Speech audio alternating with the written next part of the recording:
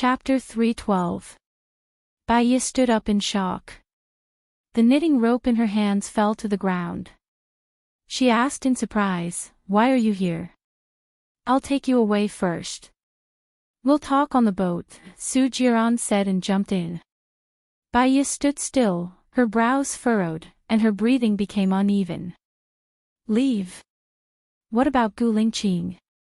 If she told Souljourney that Gu Lingqing was here. No, Souljourney would not take Gu Lingqing away. He might even kill Gu Lingqing here. She could not tell Souljourney that Gu Lingqing was here too. If she said that she would not leave, Souljourney would definitely be suspicious. He would not leave either. When Gu Lingqing came back, he would meet Gu Lingqing. "Wait for me outside." "I'll pack up and leave," Baya said. Souljourney looked at the simple little house. From the bamboo board to the firewood in the corner and the pig leg on the ground, his eyes became colder every time he saw something. He squinted and glanced at Baya. His pale face had replaced the joy he had when he saw her just now. "Who else lives here besides you?" Souljourney asked. "I live alone," Baya answered. "You built all these?" Souljourney did not believe it. He looked at Baya's eyes. Baya looked at Souljourney calmly. From the color of the bamboo, Souljourney would not believe her if she said that this house was here when she came. "Yes," Baya answered. Souljourney sneered and looked at the food. "Where's the pig leg over there? Did you hunt it as well?" "I asked someone else for it. There are other families living on this island. If you don't believe me, I can take you there now," Baya said coldly, staring at Souljourney without blinking. She thought that if Souljourney insisted on going, she would take him to the bamboo house and pretend to faint halfway. After that, everything would depend on the will of the heavens. Souljourney pursed his lips and put his arm around Baya's waist to pull her to his side. "Since you've told me so much, I'll definitely believe you. There's nothing to clean up here. Are you going to take these pork legs and fish away? My period is coming. I don't think you have any female products on your ship, right?" Baya asked. Souljourney was even more surprised. "You're on your period. How do you solve it here?" "Wait for me." Baya climbed onto the bed and opened a sanitary napkin. She scattered the ashes inside and wrote one word, "Wait." She came down with the other sanitary napkins and said to Souljourney, "Let's go." Souljourney looked at the bed suspiciously. Baya was afraid that he would find out something, so she went out first. Souljourney brought 6 of his men and stood in 2 rows, standing at attention.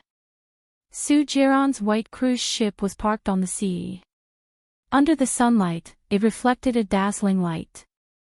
She estimated that it would take more than 6 hours for her to go back. If she informed Song Shiyu to pick her up, it would be 12 hours later. If Gu Lingqing came back too late and it was too dark, he would not be able to see the words she left on the bed. If he could not find her, he would think that she had gone out to look for her. She still had to leave a mark for him. "Why aren't you leaving?" Souljourney stood behind her and asked. Baya turned around and looked at Souljourney. "It's not a pity for those fish. I caught them with a net. Those wild boar legs are very rare. It's a pity that we didn't take them with us. We'll be back for more than 6 hours. I'll make wild boar meat for you." "Okay," Souljourney replied. Baya walked towards the house. Souljourney looked at Baya's back and ordered his men beside him, "You stay on the island with 2 people. See who lives with Baya. If it's a man, no matter who he is, kill him." "Yes." Baya returned to the small house. She took a piece of wood that had not burned out and wrote on a stone, "Left by boat." "Wait." She covered the stone with the leaves, afraid that Souljourney would come in and find out. She took the 2 boar legs and walked out. She saw Su Jiran standing alone on the beach. She lowered her eyes and walked towards him. Su Jiran took the boar leg from her hands and picked it up to size it up. This boar leg looks good. Are there a lot of wild animals on this island? I've been on the island for 4 days. I haven't seen any wild animals, but there are a lot of fish and crabs, Baya said simply and walked towards the deck. Su Jiran followed behind her. After boarding the boat, he handed the boar leg to his men. Baya walked straight to the cockpit and asked casually, "Are you the one driving the boat?"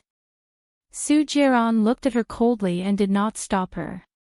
Baya walked to the door of the cockpit and saw 2 people in uniform sitting inside. She looked at the nautical chart and noted down the latitude and longitude of this place. "So you're not the one driving the boat?" Baya smiled slightly and looked at Su Jiran. Su Jiran's lips curled into a smile, but his eyes were cold. He already knew why she came to the cockpit. "Xiaoya, do you remember what you promised me?" Baya's body trembled and she looked at Su Jiran with a dark expression. "I remember." Su Jiran put his hand on her waist gently. "We haven't seen each other for so long. I'm afraid you won't remember. Don't do anything that you'll regret. I've given you a few chances, and you've used up your last one. Do you understand?" Baya lowered her eyes. Her long eyelashes left a black silhouette under her eyelids, covering the flowing light in her eyes. She had already made up her mind. Even if she only had 20 days to live, she would spend 19 days with Gu Lingqing. She did not want to hurt him anymore. One day at a time was one day at a time. She was compromising now because she had no choice but to be found by him. Also, she could only find someone to save Gu Lingqing when she returned. "You haven't told me how you found me." Baya changed the topic. A fishing boat called the police. It said that it saw a girl crying for help on an isolated island. It even took a photo. "I saw it and thought it looked like you, so I came over," Su Jiran explained. "Called the police. No wonder the fishing boat didn't come close. It was very safe. If you didn't cry for help, I would have thought that you ran away again."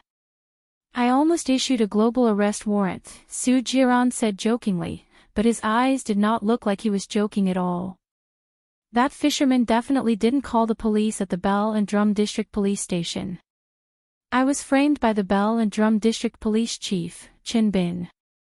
He's LV Xingzhou's man, and I know that LV Xingzhou is the mastermind behind the family extermination case," Baya said solemnly.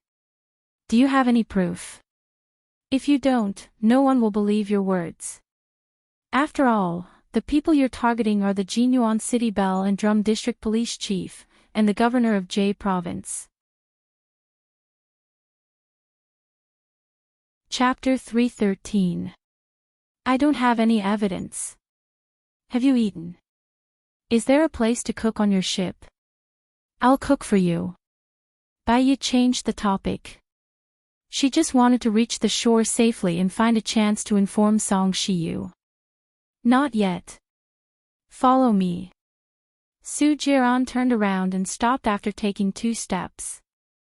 Baya also stopped and kept a safe distance from him. Su Jiran glanced at Baya with a cold gaze and ordered, "Take 2 steps forward." Baya knitted her brows and took 2 steps forward. Su Jiran took a big step forward and hugged her waist, pulling her to his side. "Why are you so distant?" She lifted her head to look at him. 3 years had passed, but the passage of time had not left any traces on Su Jiran's face. Just based on his appearance, he was still as handsome as ever. His pair of flirtatious eyes shone with a seductive luster. She still remembered the first time they met. Her mother had a relapse and bumped into him. Not only did he not target her, but he also helped her and allowed her mother to receive good treatment. Before they got married, he helped her find a job and solved her problems at work. He sent flowers to her company every day. When she worked overtime, he would send her supper. In winter, when her hands were cold, he would hold her hand and put it in his pocket.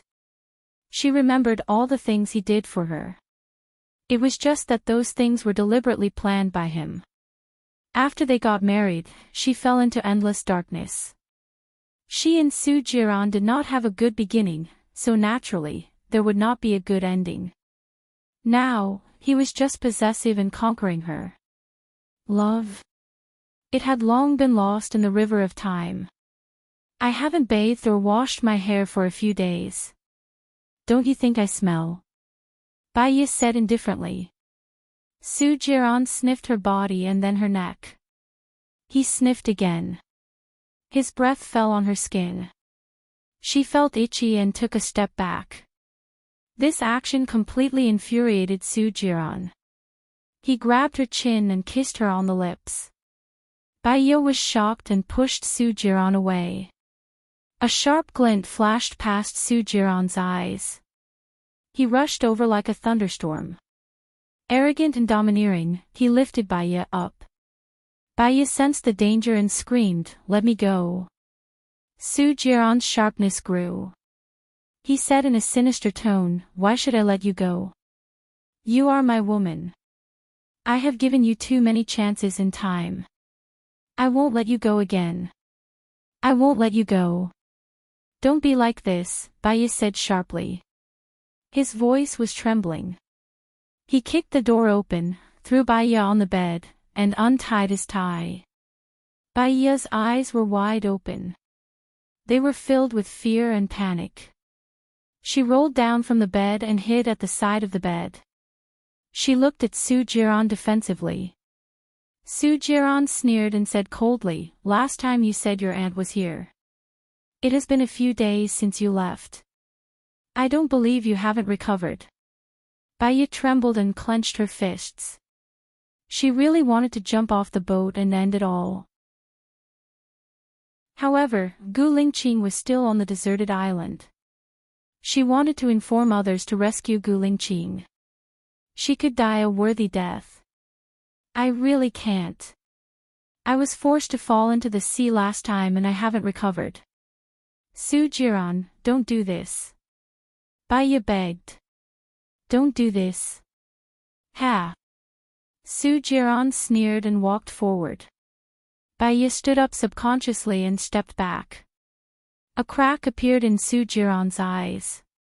He said sternly, "Don't do this, or don't you want to do this? You never thought of giving yourself to me. Why should I give myself to you? How did you treat me when we were married?" Baya shouted back. "When I was young and frivolous, I was blinded by hatred. When I was young and frivolous, I was blinded by hatred. I've said that I've changed. How did I treat you? How did Gu Lingqing treat you? Gu Lingqing was the one who brought you more pain. At least I didn't have children with other women. Gu Lingqing still has Zhou Heilan's child." Souljourney took off his clothes and walked toward Baya. "You forced me, hurt the person I love, and injected poison into me. This is how you treat me. Do you think I will fall in love with you? Gu Lingqing brought me pain because he lost his memory. I didn't blame him at all. In your heart, he is good and I am bad. What else can I say?" Souljourney was completely crazy. He really loved her. She didn't know that after she disappeared, he hadn't slept a wink. He had already mobilized everyone to look for her.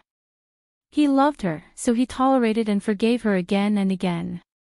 He loved her, so he offended Gu Lingqing. One must know that Gu Lingqing's power and background were very powerful. However, she didn't believe in his love at all. In her eyes, Gu Lingqing was good and he was bad. His heart hurt so much that it was about to explode. Was the heavens punishing him? Punishing him for toying with too many people's feelings in the past, so he was destined to never get the woman he wanted.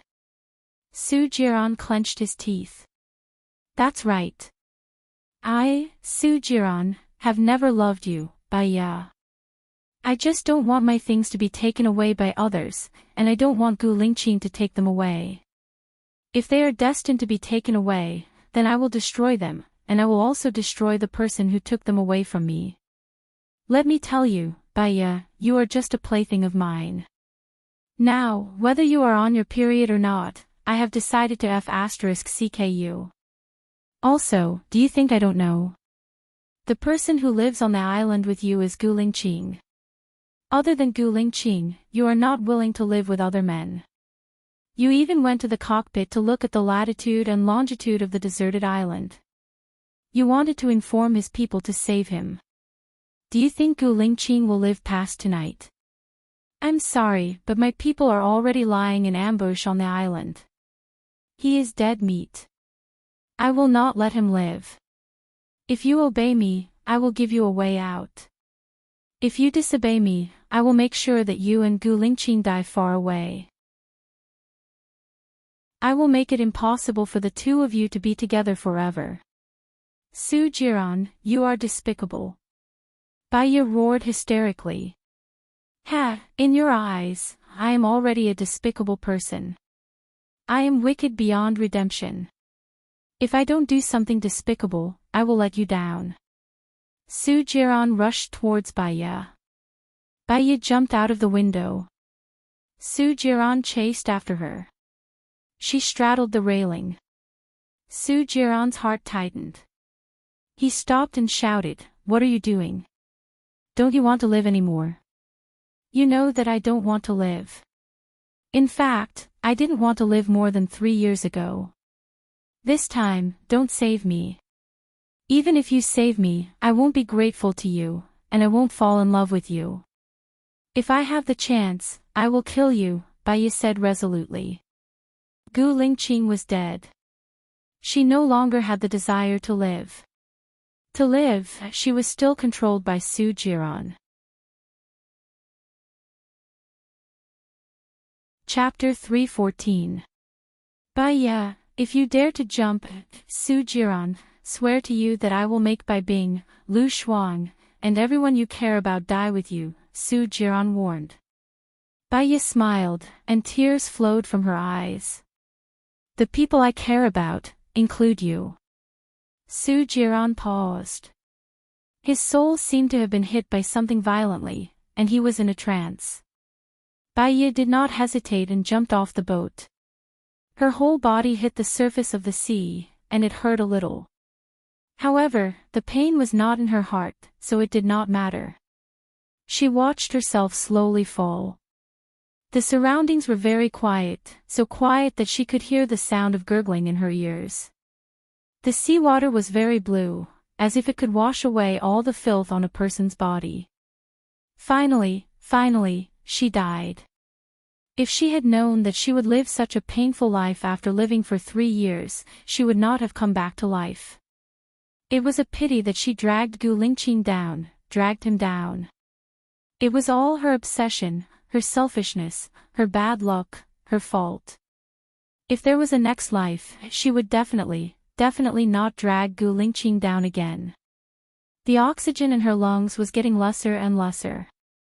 She clenched her fists, opened her mouth, and inhaled a lot of liquid. Her nose, chest, lungs, brain, and entire body felt so uncomfortable that it was about to explode.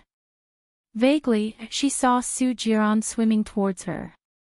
The last bit of breath flowed out of her body.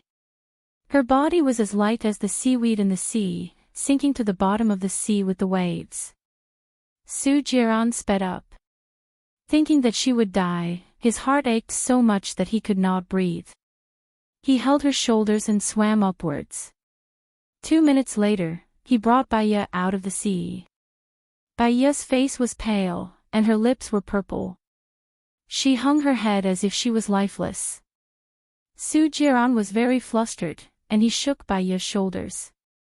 "Baiya, don't die. I won't allow you to die. Do you hear me? If you die, I will definitely not let Gu Lingqing go. If you wake up now, I will ask them to let Gu Lingqing go. Do you hear me?" Baiya was still unconscious and motionless. Commander, one of his men shouted, lowering the ladder. Su Jiran carried her with one arm and stepped onto the rope ladder. His men pulled him up. He immediately performed mouth-to-mouth resuscitation on Baya. After 10 times, Baya still did not wake up. As long as Baya did not wake up, he would not stop. After a long time, Baya coughed softly. Su Jiran looked at Baya in surprise. She was still unconscious. His eyes dimmed again. One night Su Jiran sat at the head of the bed and looked at the unconscious Baya. His eyes were filled with emotions. The doctor said that all her vital signs were normal. There was no water in her lungs or brain, but she just wouldn't wake up. Xiaoya, let me tell you a piece of good news. None of my men came back, so Gu Lingqing should still be alive, Su Jiran said. Baya still had no reaction at all. She was as beautiful as a statue. Su Jiran felt helpless. He caressed her head. In the past, I wanted you to stay by my side. Don't run away anymore. Don't run to Gu Lingqing's side. Now you're by my side, but in such a way. You said that I don't love you. If I don't love you, why would I do so much for you? There are many people who are prettier than you, younger than you, and more beautiful than you. You don't even have a good temper. Even if you're a toy, you're not qualified. You and I aren't young anymore. I don't have time to play love games. Do you know, Xiaoya? I really love you. So, don't worry, I won't let you die. Even if you're in a vegetative state, I'll take care of you for the rest of your life. The only response he got was silence. Knock, knock, knock. There was a knock on the door. Su Jiran looked at the door in annoyance. Come in. Commander-in-Chief, Gu Lingqing is back. He's outside with his men. He's asking for you, Su Jiran's subordinate, Hulan, reported. Su Jiran twitched the corner of his mouth and smiled. He asked me for her, so I have to give her to him. Who does he think I am? Where is this place? How many men and weapons did he bring? He brought a few hundred men and they're all armed. There are also 10 tanks. It's a big battle formation, Hulan said worriedly. What are you afraid of? Do you think my men and weapons are all vegetarians? If they step into my villa, kill them on the spot, Su Jiran ordered sternly. Commander-in-Chief. Hulan risked her life to shout. She lowered her head and said, I don't think it's worth it for a vegetative state. Su Jiran slapped her. What do you mean by it's not worth it for a vegetative state? The vegetative state lying on the bed is my wife. Listen to my orders and prepare for war. Su Jiran's phone rang. He saw that it was the president's and picked it up. Jiran, what's going on? Gu Lingqing brought a large group of people to your doorstep to ask for you. Who are you hiding? The president asked, puzzled. He wants my wife. If I give my wife to him, I'll lose face. I won't hand her over to him. Let's start the war, Su Jiran said with certainty. No, Jiran, listen to me. If the internal conflict is so intense, not only will it affect the unity of the country and other parties, it will also cause international speculation and enemy countries to take advantage of the situation. It will also affect country A's status in the international community. I don't suggest starting a war. Talk to Gu Lingqing. His attitude is too firm. He's saying that I ordered you to do it and he's trying to frame him. After all, he's the leader of the special forces and your actions represent me.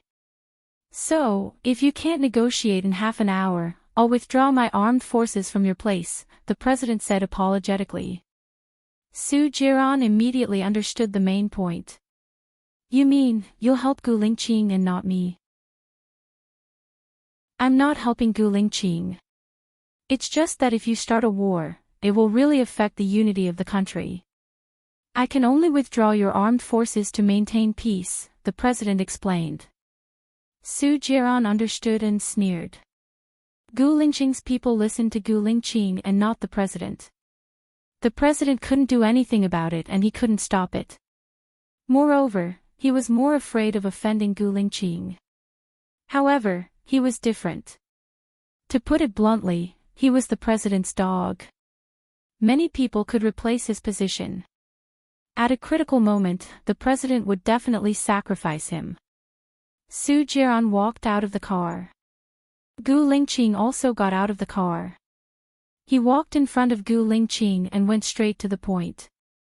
Do you know why Baiya still didn't choose to be with you when you were released?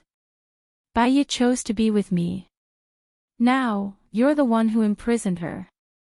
Su Jiran, I must take her away today, Gu Lingqing said firmly. Take her away. Do you want to take her body away? Su Jiran said coldly. Gu Lingqing's eyes were sharp. If she dies, I'll bury you with her. Chapter 3:15. As soon as Su Jiran finished his words, Gu Lingqing punched at Su Jiran's face. Su Jiran retreated a few steps and wiped the blood from the corner of his mouth with his thumb. He sneered and a sharp glint flashed in his eyes as he punched towards Gu Lingqing. The wind from his punch was strong and his speed was fast. He had wanted to beat up Gu Lingqing for a long time. When Baiya was still his woman, she came to provoke him and made him a cuckold. He had endured it until now. Gu Lingqing turned sideways and dodged Su Jiran's punch. He held his arm and pushed him along the direction of his strength. Su Jiran realized Gu Lingqing's intention. He held back the strength of his punch and rushed past Gu Lingqing. At the same time, he kicked backward. Gu Lingqing stepped back and dodged Su Jiran's kick. Gu Lingqing also loosened his grip on Su Jiran. Su Jiran punched again. Gu Lingqing pushed his arm away and also punched at Su Jiran's head. Su Jiran lowered his head and dodged. When his elbow hit Gu Lingqing, he was also kicked by Gu Lingqing. After that, the two of them wrestled with each other. Su Jiran's soldiers and Gu Lingqing's soldiers looked at each other. They looked at each other and then looked at their own boss. With a bang, the sound of a pistol was heard. Everyone looked at the person who fired the gun. Su Zheng and Gu Lingqing's father both brought a group of people. What a scandal! Gu Lingqing's father, Gu Tianheng, said angrily. Get up, all of you, Su Zheng also said sternly. Su Jiran stood up lazily and patted the dust on his body. Gu Lingqing also stood up.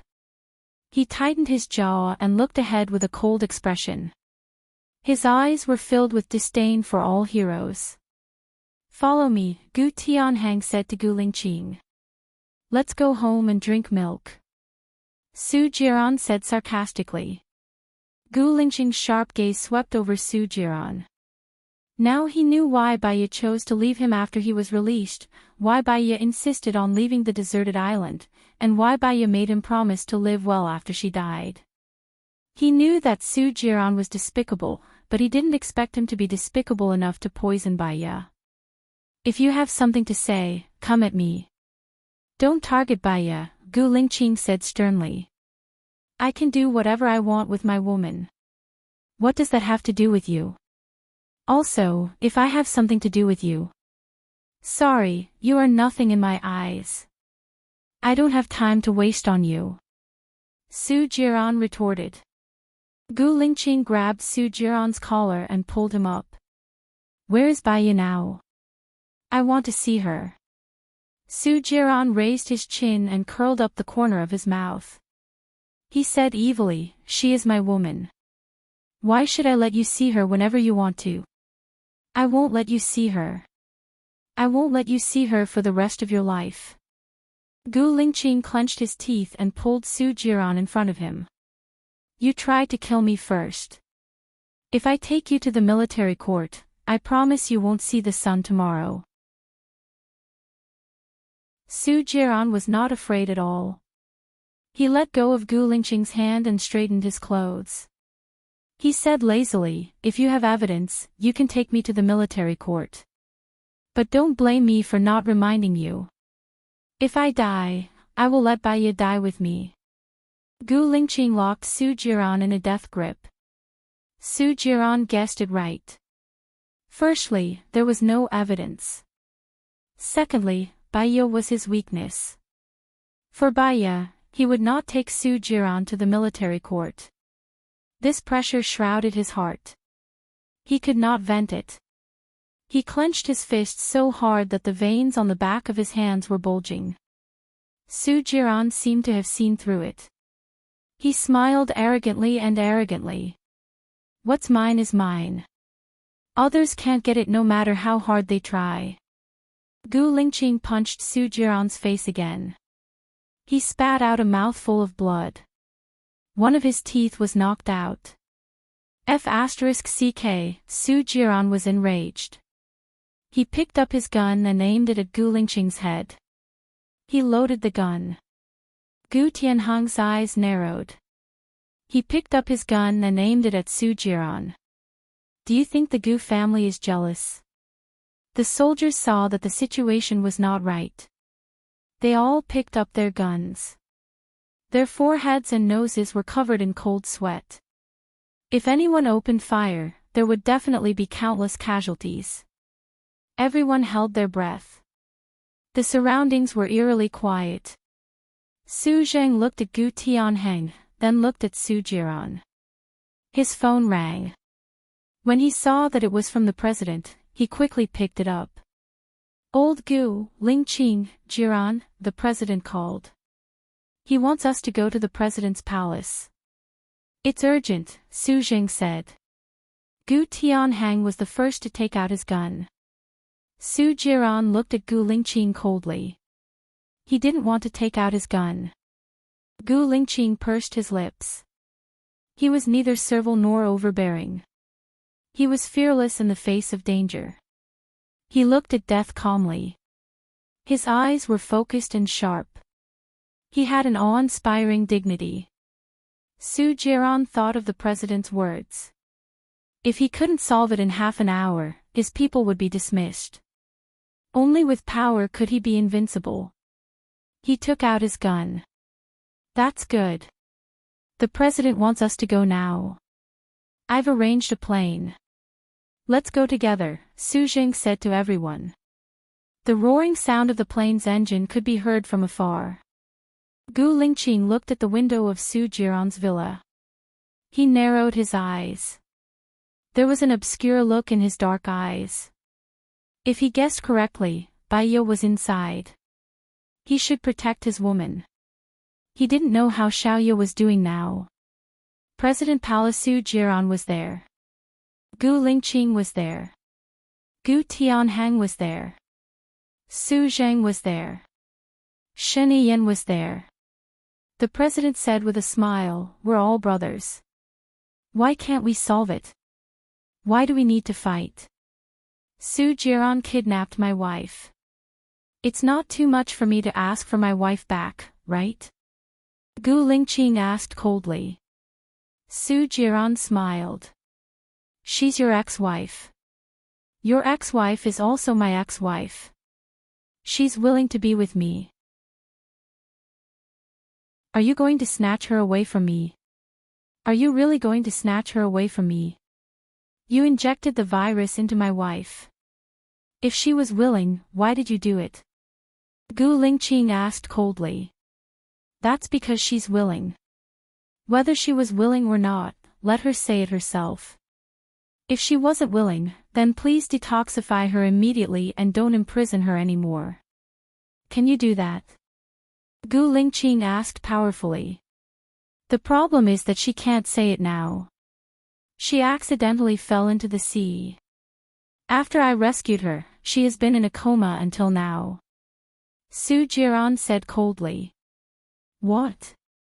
How did she fall into the sea?" Gu Lingqing was shocked. "That's the question for you. She wanted to go with me, but you didn't let her. You pushed her into the sea, Su Jiran said coldly. Gu Lingqing slammed the table and stood up. He said sternly, "You're talking nonsense. Did you push her into the sea?" Su Jiran leaned on the chair lazily. "If I pushed her into the sea, why would I rescue her?" Su Jiran. Gu Lingqing was so angry that he was about to explode. His whole body was like a taut string that could explode at any time. Su Jiran's phone rang. He saw that it was Hu Lan's and answered, "What's up?"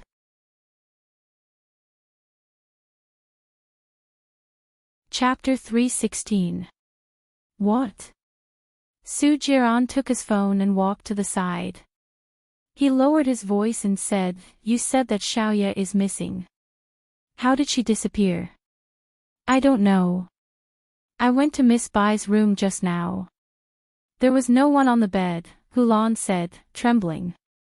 "She woke up. Look around the villa." "She shouldn't have gone far," Su Jiran said anxiously. "We've searched every corner of the villa. We've checked the CCTV too. No one walked out of Miss Bai's room," Hulan reported.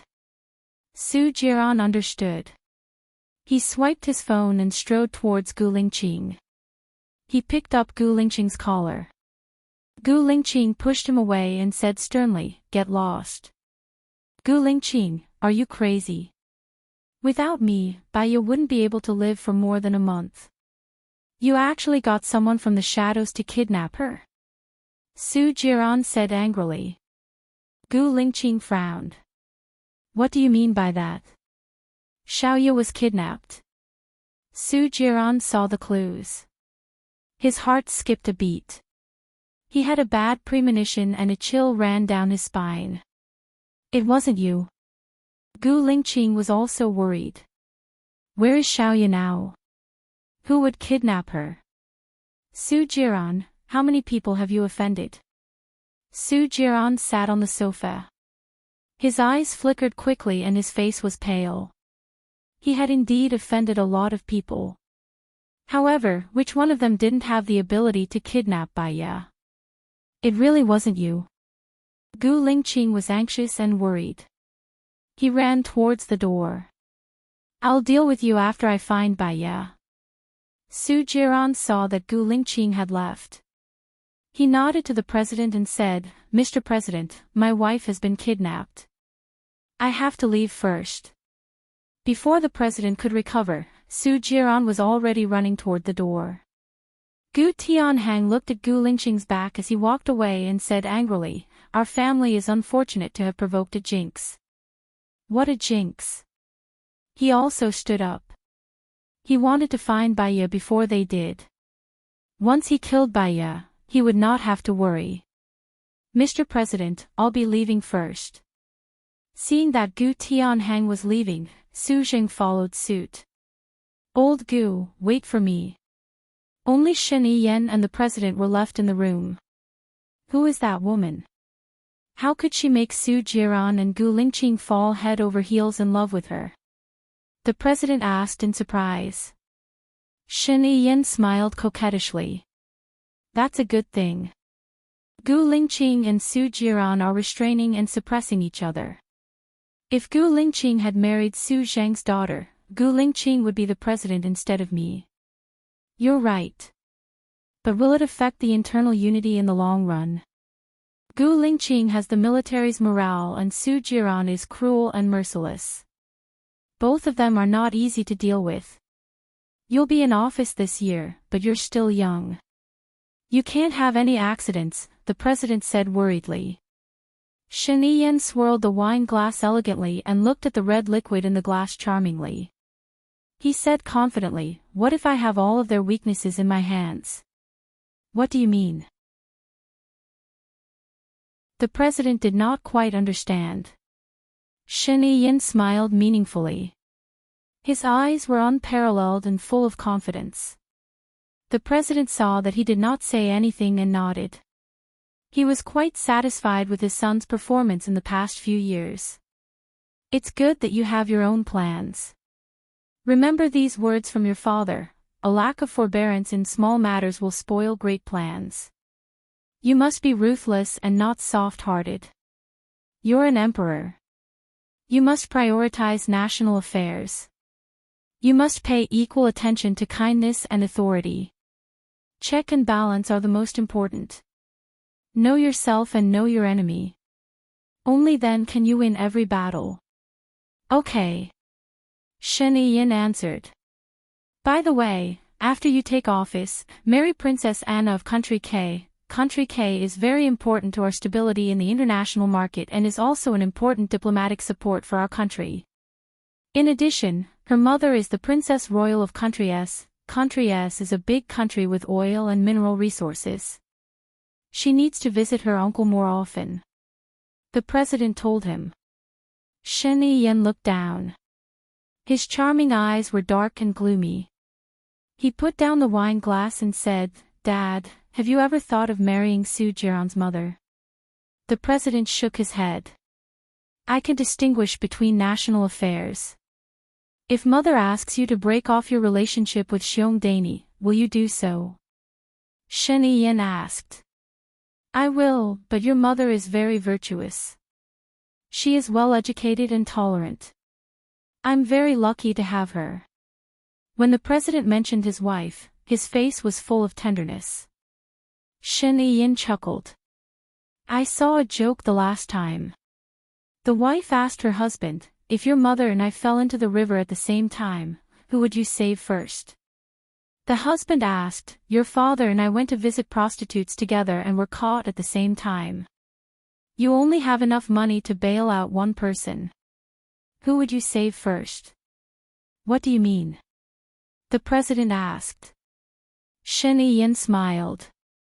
Since she is already very lucky, I should treat her better. I'll take my leave first. The president was speechless. Shen Yin stood up and adjusted his clothes. He looked at the president. Soon, you will no longer be the president. You can retire and not be responsible for the country. Will you marry Su Jiran's mother? The president shook his head. Shen Yin did not say anything. He turned around and left. 1 day, 2 days, 1 month, 2 months, 1 year, 2 years, spring passed and autumn came. 2 years had passed. Gu Lingqing did not find Baiya. Su Jiran did not find Baiya either.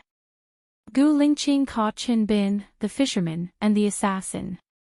Lu Xingzhou was sentenced to death. In the same year, Luliang City and the people from Xinjiang Construction Company were also sentenced to death. Xing Bachuan took advantage of his position to seek personal gains of up to 1.3 billion yuan. He was sentenced to 15 years in prison and deprived of political rights for life. Xing Jinyan was sentenced to 13 years in prison and all his assets were confiscated. The strange thing was that Lu Xingzhou and Luliang City did not mention anything about the massacre of the village. Even though they were sentenced to death, they did not say that they had anything to do with him.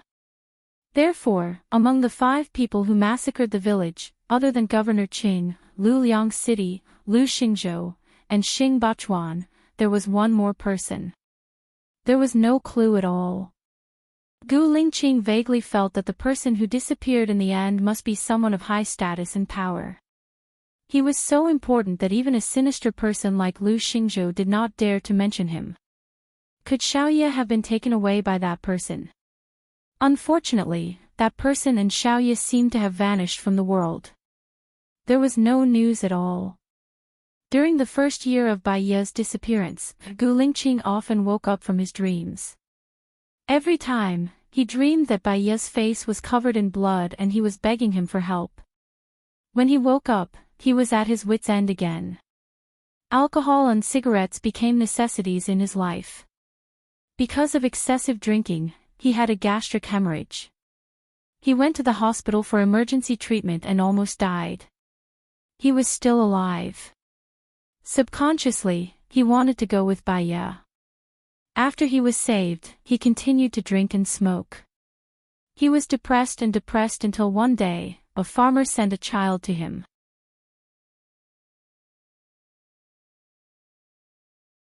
Chapter 3:17. He asked the farmer how he and Baiya's child came to be. The farmer said that more than 6 years ago, a man gave him the child and let him raise it. He gave him 3,000 yuan a month. Then, the man asked him to send the child to a man named Gu Lingqing. He didn't know anything else. He asked the farmer if he could describe the man's appearance. The farmer shook his head and didn't say anything.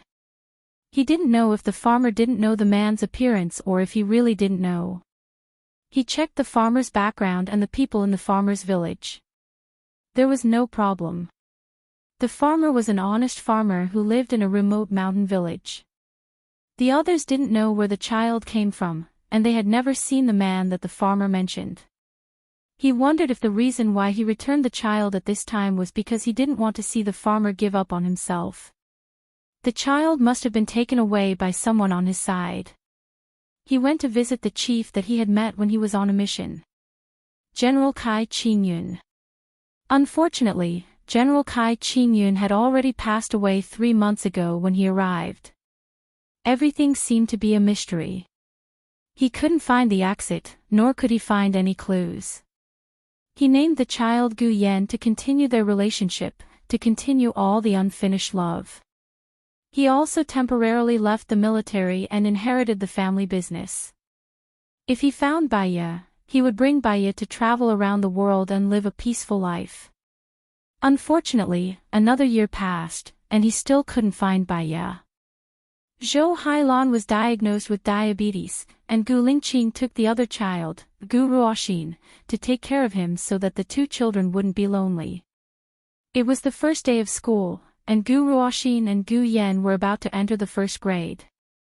The school let the 1st graders go to school a day earlier to get to know each other. They also organized a parents' meeting, and all the parents gathered in the hall. Gu Lingqing saw Su Jiran. Su Jiran also saw Gu Lingqing. They looked at each other, and Gu Lingqing turned his face away, ignoring him, and walked to the back. Su Jiran stood in front of him and questioned, "Why did you leave the military? Why didn't you deal with me? My research on the antidote has failed. Baiya is dead for sure." Gu Lingqing looked at Su Jiran coldly. "For people like you, if Xiaoya is still alive, you should watch me and Xiaoya live happily together. If Xiaoya is dead, I can't let her die. You are not qualified to die with her." Su Jiran lowered his eyes. "She's already dead. If she wasn't dead, the people who captured her would have come to threaten you or me, but they didn't. She will always live in my heart. Get out of my way," Gu Lingqing said in a deep voice. Su Jiran looked up at him. "Xiaoya is really dead. I poisoned her with my own hands. The research on the antidote failed, and no one can save her.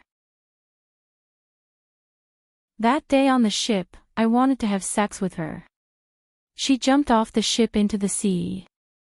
When I fished her out of the water, she was already dead. In the end, it's me, it's all me, it's me, it's me, it's me, it's me, it's her death. Gu Lingqing, look for me to avenge her. Why are you leaving me hanging like this?" Gu Lingqing ignored him. He pushed him away, walked past him, and sat on the last seat. Su Jiran followed behind him and sat down next to him. His eyes were filled with despondency, pessimism, and self-blame. He thought that by threatening his life, he could keep Xiaoya by his side. He still didn't ask for her love. He just wanted her to stay with him. In the end, Baiya didn't even let him know where she died. Compared to never seeing her again, he should have let go. He already knew that he was wrong. "Gu Lingqing, don't let me go. I'm the culprit who killed Baiya," Su Jiran said in a low voice. Gu Lingqing didn't say anything. He looked at the teacher who walked in. His thoughts drifted away. He remembered that Baiya told him many wishes. All of them were just to persuade him not to seek death. He knew it. He understood it. Now that he and her child had returned to him, he couldn't die. But, Xiaoye, where are you? Gu Lingqing, did you hear what I said? Su Jiran frowned and asked. What did you say? I don't want to hear it. I won't kill you, but it doesn't mean that I want to see you. Don't appear in front of me again, Gu Lingqing said coldly. If you don't take revenge on me, you'll regret it, Su Jiran warned. He was annoyed and left through the back door. The teacher glanced at Su Jiran, twitched the corner of his mouth and continued, it's very important for the first graders to form habits. Parents, please supervise your children's study habits and try to finish their homework before doing other things. In the past, when the children were in kindergarten, many families would take their children away after informing the teacher. When the parents went out for a trip, they would tell the teacher and take their children away.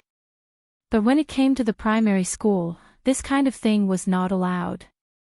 If you want to leave for half a day, you can tell me. If you want to leave for a day, I have to ask the principal. If you want to leave for 2 or more days, you must have a valid reason or a sick leave certificate from the hospital. In the future, leave your children to us. We will be responsible for you and your children. But parents are the best teachers for their children. I hope that parents will set an example for their children. Involuntarily, Gu Lingqing thought of Baiye again. If Baiye was still alive, she would definitely be a good mother. She would definitely teach her children well. Gu Lingqing's heart was tightly entangled by the poisonous vines. A wave of bitterness flowed out. Xiaoye was really cruel. She disappeared just like that. She didn't even leave him a single message. After the parent-teacher meeting, Gu Lingqing picked up the 2 children and went straight to his office. The assistant knocked on the door.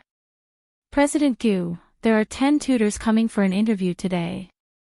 Call them to the meeting room, Gu Lingqing ordered. Yes.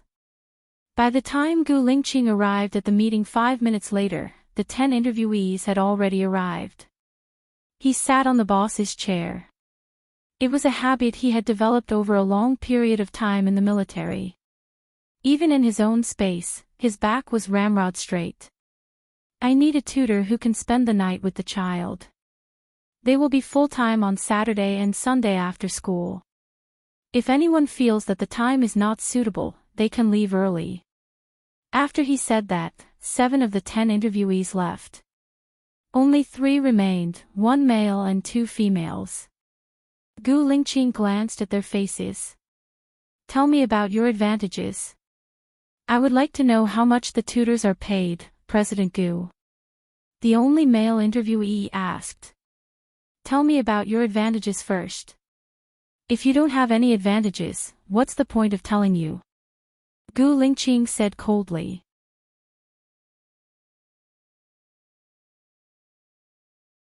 Chapter 318.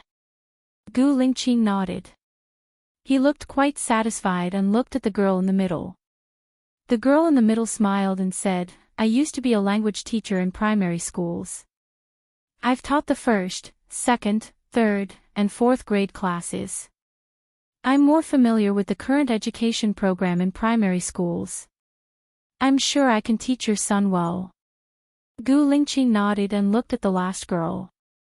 At first glance, she was very beautiful. Her facial features were exquisite and flawless. Her skin was fair and smooth like a jade belt. In particular, her pair of big eyes were abnormally calm, like the vast ocean. She didn't have the impetuosity of the modern beautiful girls. The only thing that didn't fit the modern aesthetic was her figure. She was slightly plump and rather round. Hello, Mr. Gu. My name is Wu Nian. I'm 28 years old this year. I've been working in an orphanage in Sea City. I think your child doesn't lack education. They have education. Maybe they have more education than the average person. More likely, they are smarter than the average child. I can help them develop good habits. Secondly, I won't let them feel lonely spiritually. Gu Lingqing frowned slightly. Why won't you let them feel lonely spiritually? There's something to do. There's a goal that needs to be achieved. They'll work hard for the goal. They'll use hard work to replace longing and loneliness. This is a process of guidance, Wunyan explained. What if it's useless even if they work hard? Won't they feel even more lonely and desolate?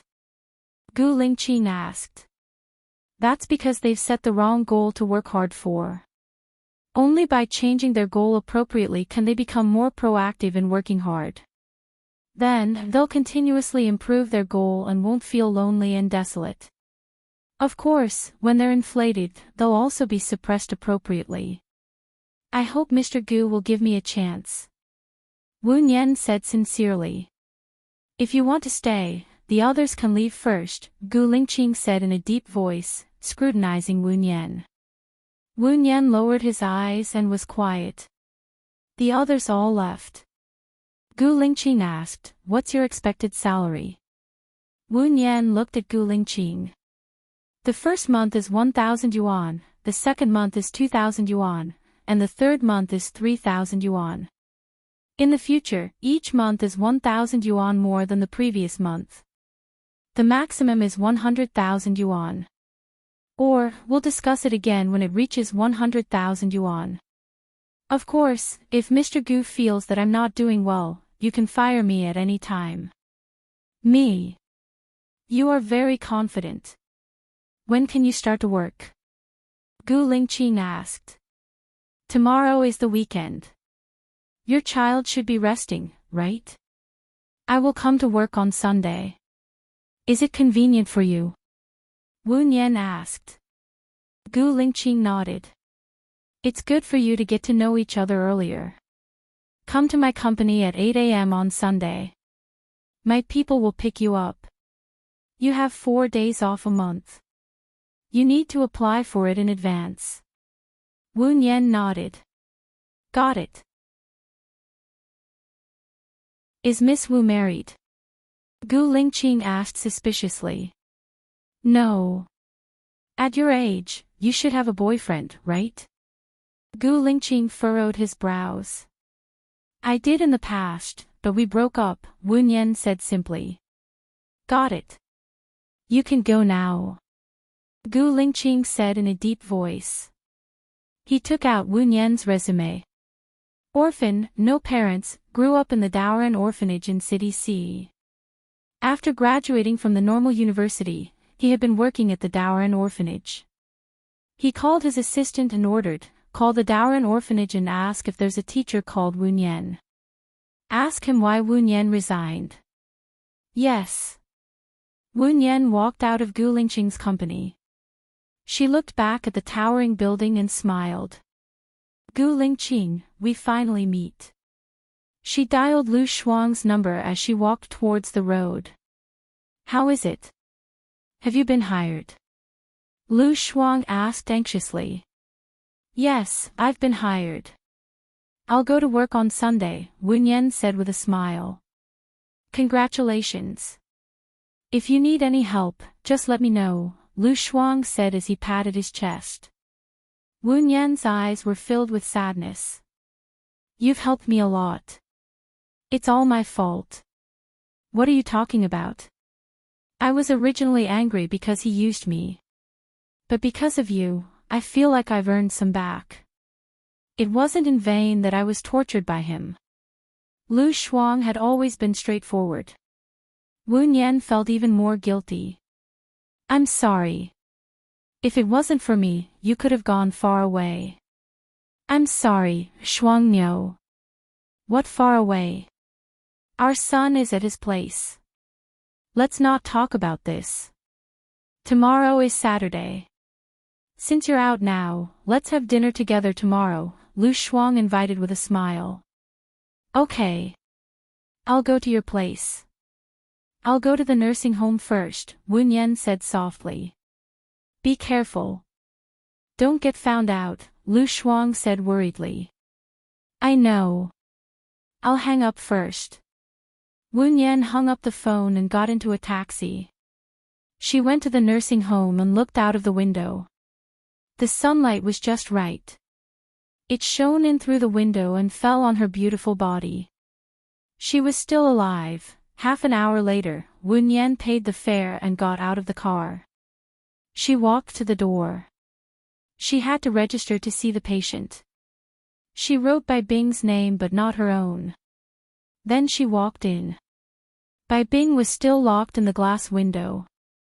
She sat on the chair, as if she was meditating. She didn't move at all. A nurse passed by. Wen Yan asked the nurse, "What's the situation with the lady inside?" The nurse glanced at Bai Bing and sighed. She was fine last year. She exercised, studied, smiled, and was positive and sunny. But one day, her ex-husband's wife came to visit her. She knew that her ex-husband had died in prison and her daughter had also died. That's when she started to become like this. That's when she became like this. She knew about Xing Bachuan's death. Lu Shuang had told her that he was assassinated. "Can I go in and see her?" Wen Yan asked. "You can, but you have to be careful. She might attack you," the nurse reminded her and opened the door with the key. Wen Yan walked to Bai Bing and sat down opposite her. Bai Bing's eyes trembled slightly. She looked at Wen Yan and took the initiative to speak. "Xiaoyu told me that as long as I become better and better, he would be enchanted by me the next time we meet. Now that Bachuan is dead, what's the use of me becoming better and better? A dead person still has a soul. Maybe he's looking at you in this room right now. Do you want him to see you become better and better, or do you want him to see you become more and more haggard?" Wen Yan said softly. "Does a dead person really have a soul? My husband is dead, and my daughter is also dead." Bai Bing held Wen Yan's hand emotionally.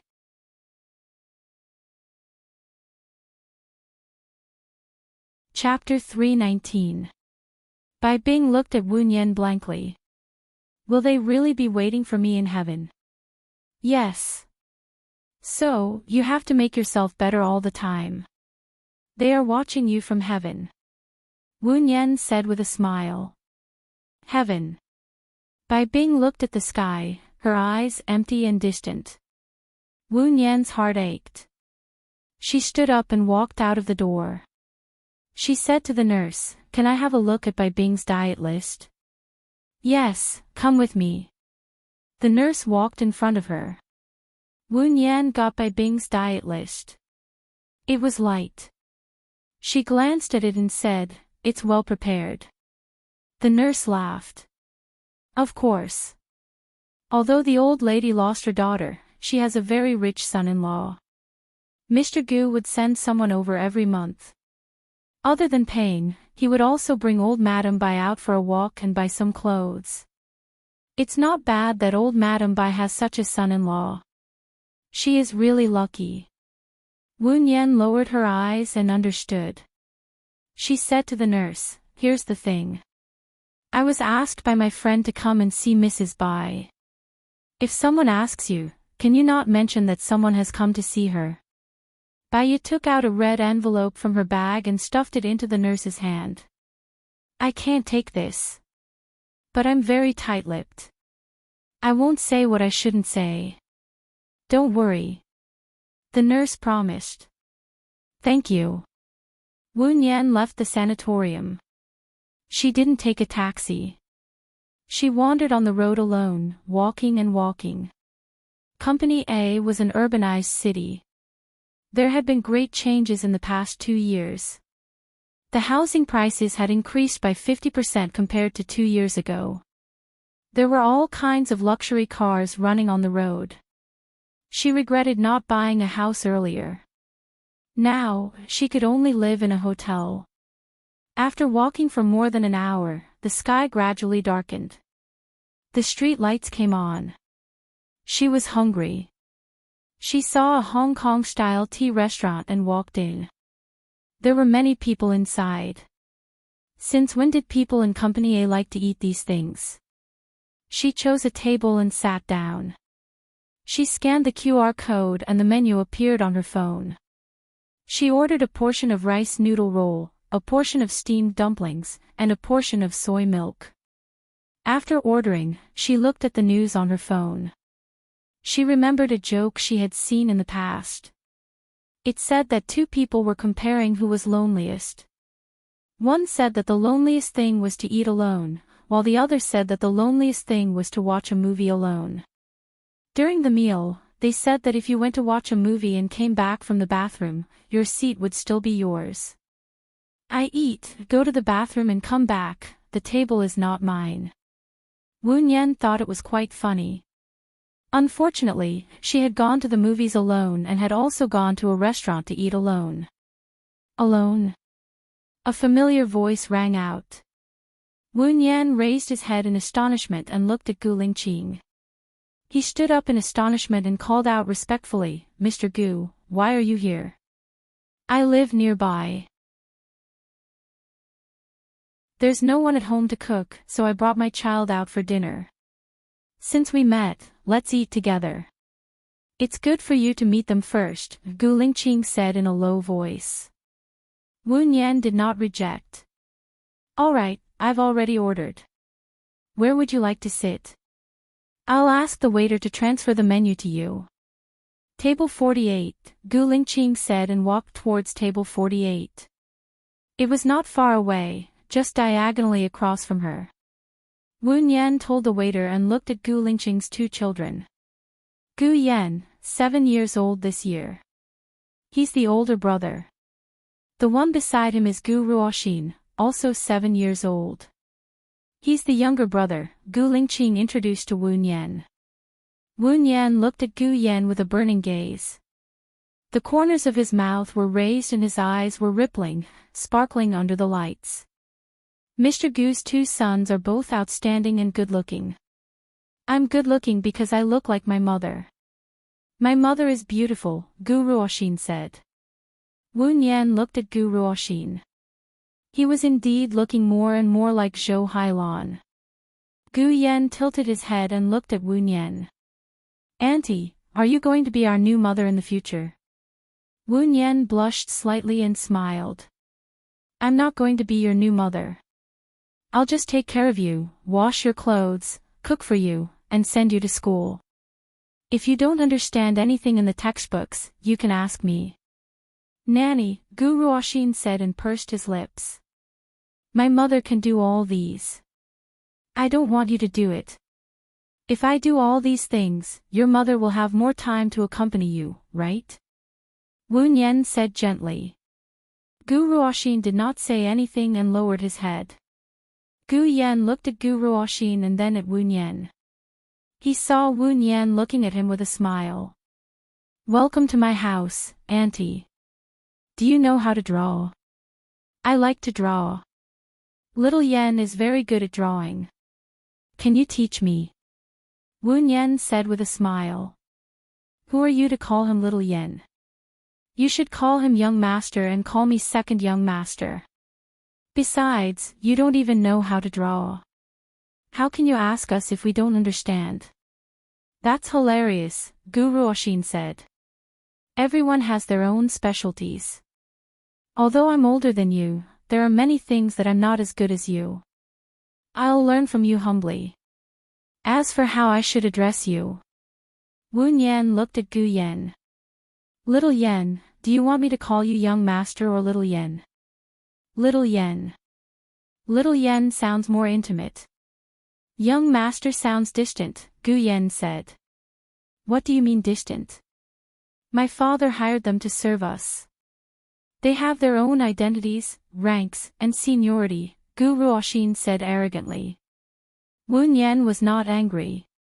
He said to Gu Ruoxin, "You're just a little judge who maintains order. Let me ask you, who do you think is more respectable, the boss or the employee?" "Of course it's the boss," Gu Ruoxin said without thinking. "Is the teacher more respectable or the student more respectable?" Wu Nian asked again. "Of course it's the teacher." Gu Ruoxin was very sure.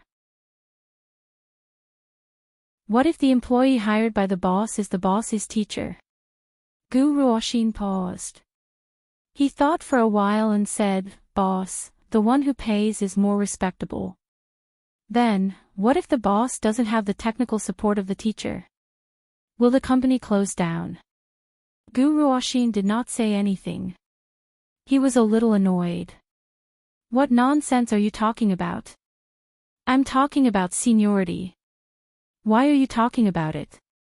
Gu Lingqing looked at Wu Nian and did not say anything. He wanted to see how Wu Nian would handle it. Wu Nian smiled good-naturedly. The dishes are here. Let's eat first. I'll go wash my hands. Wu Nian stood up and walked to the washroom. When she was washing her hands, Gu Lingqing appeared beside her. I want to know how Mr. Wu will handle it. Gu Lingqing asked. Because the child is yours, I didn't say it in front of the child. I want to have a deeper conversation with you, Mr. Gu. Can you give me half an hour on Sunday? Wu Nian asked with a smile.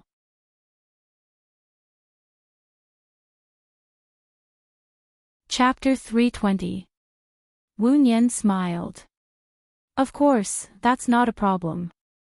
Gu Lingqing furrowed his brows slightly. You're very confident.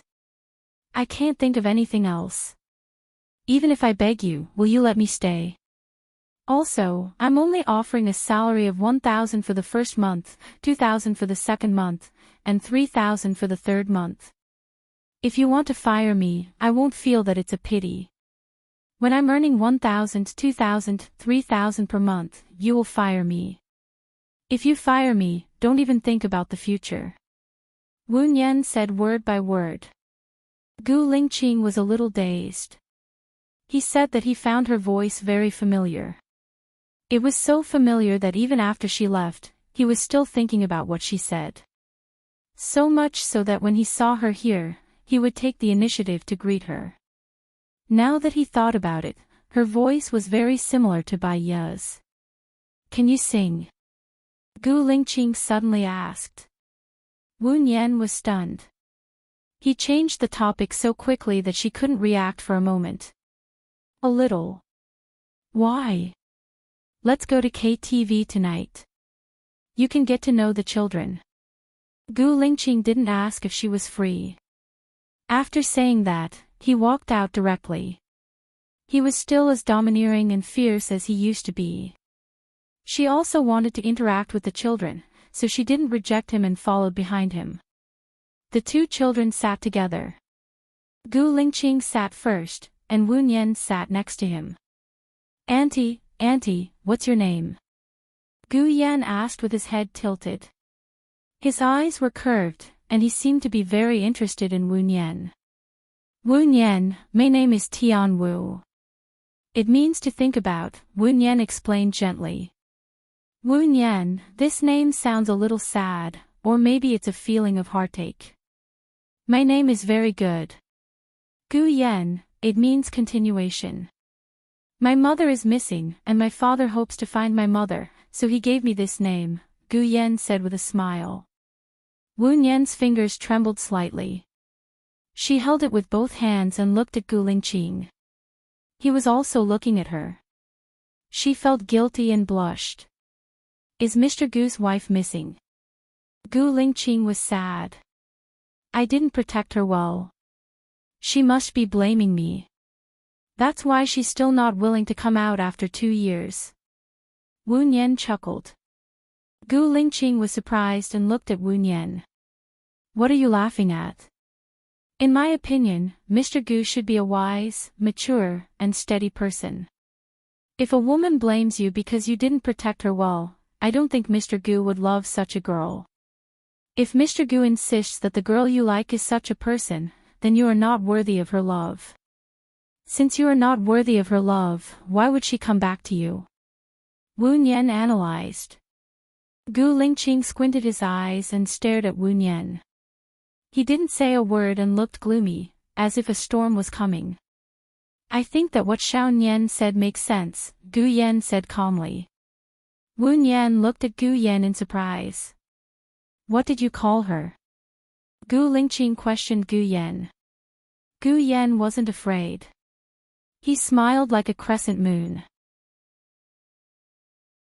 I think calling Xiao Nian is more intimate than calling her auntie. She's your senior. She's older than you by 20 years. Calling her Xiao Nian isn't intimate, it's rude. Call her auntie next time, Gu Lingqing ordered. Oh, I know, Dad. Hello, auntie, Gu Yan said sweetly.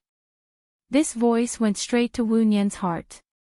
It was soft and there was an inexplicable bitterness in his eyes. Hello, Xiao Yan. Let's eat, Gu Lingqing said in a low voice. His mood was even lower. He knew that Baiya wouldn't blame him. But if she didn't blame him, why hadn't she heard from him for so long? Was she all ready? He didn't dare to think about it.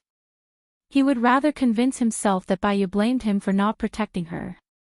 His heart was in pain. He lost his appetite and put down his chopsticks. I'm sorry, I need to go out for a while. Gu Lingqing left the table and walked out. It's all your fault. Why did you mention your mother? She's a jinx. Every time your mother is mentioned, Dad will be unhappy, Gu Ruoxin blamed Gu Yan. It's not that Dad is unhappy. He just misses my mother. Even if I didn't mention it, he would still miss her, Gu Yan retorted. What's the big deal about missing your mother? Your mother is already dead. My mother is still alive. Dad should have married my mother. I don't want to eat with you anymore. Gu Ruoxin glared at Wu Nian and got down from his seat. Wu Nian grabbed hold of Gu Ruoxin. You're still young. Don't run around. What if you run out and get caught by the bad guys? Gu Ruoxin pushed Wu Nian away forcefully. You're the bad guy. I don't like you. Don't come to my house. Wu Nian didn't expect a little boy to be so strong. He pushed her to the corner of the table. She couldn't straighten her back and had to squat down. Gu Ruoxin ran away. Auntie, are you okay? Gu Yan ran to Wu Nian and asked with concern. Wu Nian shook her head. It's okay. Go outside and find your father. Get your brother back. Okay. Gu Yan ran out anxiously. Wu Nian squatted down to relieve herself.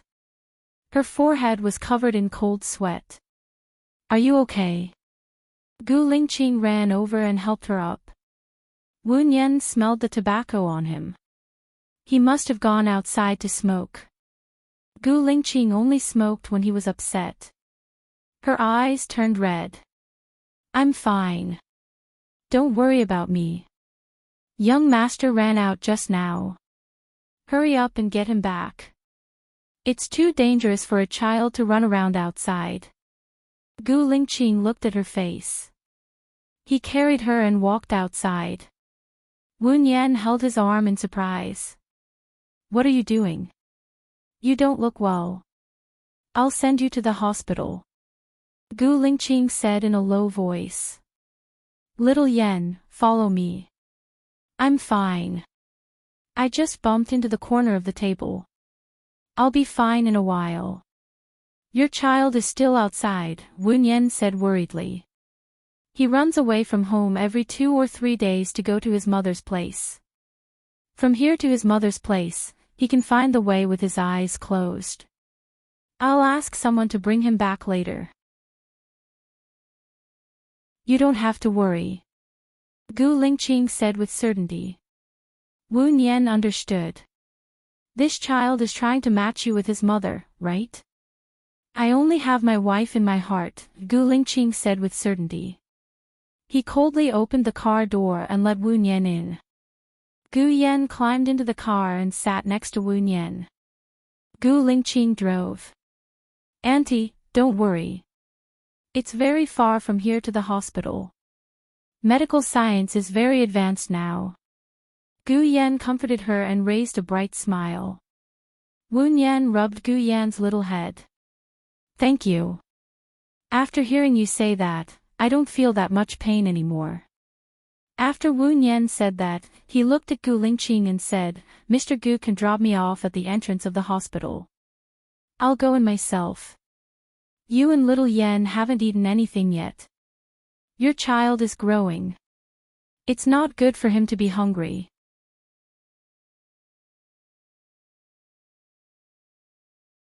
Chapter 321. When I was heartbroken in a city, I wanted to leave. I wanted to leave the people I knew and the things that hurt me. I even closed Weibo, WeChat, and changed my phone number. By chance, I met a very good stranger who happened to be from City A, so I came to City A. Wu Nian lowered his eyes and explained sadly. Where do you live now? I saw that the address on your resume is the address of a hotel, Gu Lingqing asked. So, it's very tempting for me that you can provide food and accommodation there, Wu Nian said jokingly. Gu Lingqing didn't say anything and continued driving. It doesn't hurt anymore. I don't need to go to the hospital. It's just a bump. It's not a big problem. Pull over and I can go back by myself, Wu Nian said while looking out of the window. Since it doesn't hurt anymore, can you cook for me? I often eat in restaurants and I'm tired of it, Gu Yan said coquettishly. Wu Nian's heart softened. He glanced at Gu Lingqing and remained silent. Sure. What do you want to eat? I'll cook for you, Wu Nian rubbed Gu Yan's head and said. I want to eat cola chicken wings, prawns, and... Gu Yan licked his lips, wonton, big wonton. Wu Nian smiled and asked Gu Lingqing, do you have ingredients in the fridge? No, there's nothing but liquor, Gu Yan complained. Stop in front. There's a vegetable market there. I'll buy some ingredients. It'll take about 10 minutes, Wu Nian said. Miss Wu, you're not from City A, but you're quite familiar with it, Gu Lingqing said meaningfully.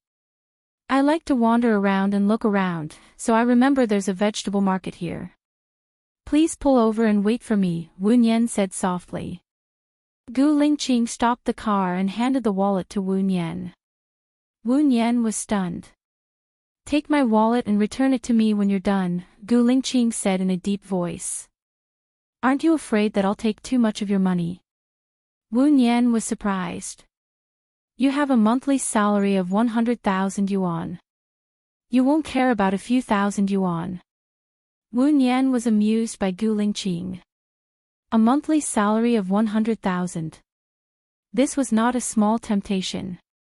Even if she was really a thief, she would not steal his money. She took his wallet and got out of the car. Gu Lingqing opened the window and lit a cigarette. He stared at Wu Yu's back. The light of the cigarette was flickering, just like the ripples in his eyes. 10 minutes later, Wu Nian came over with groceries.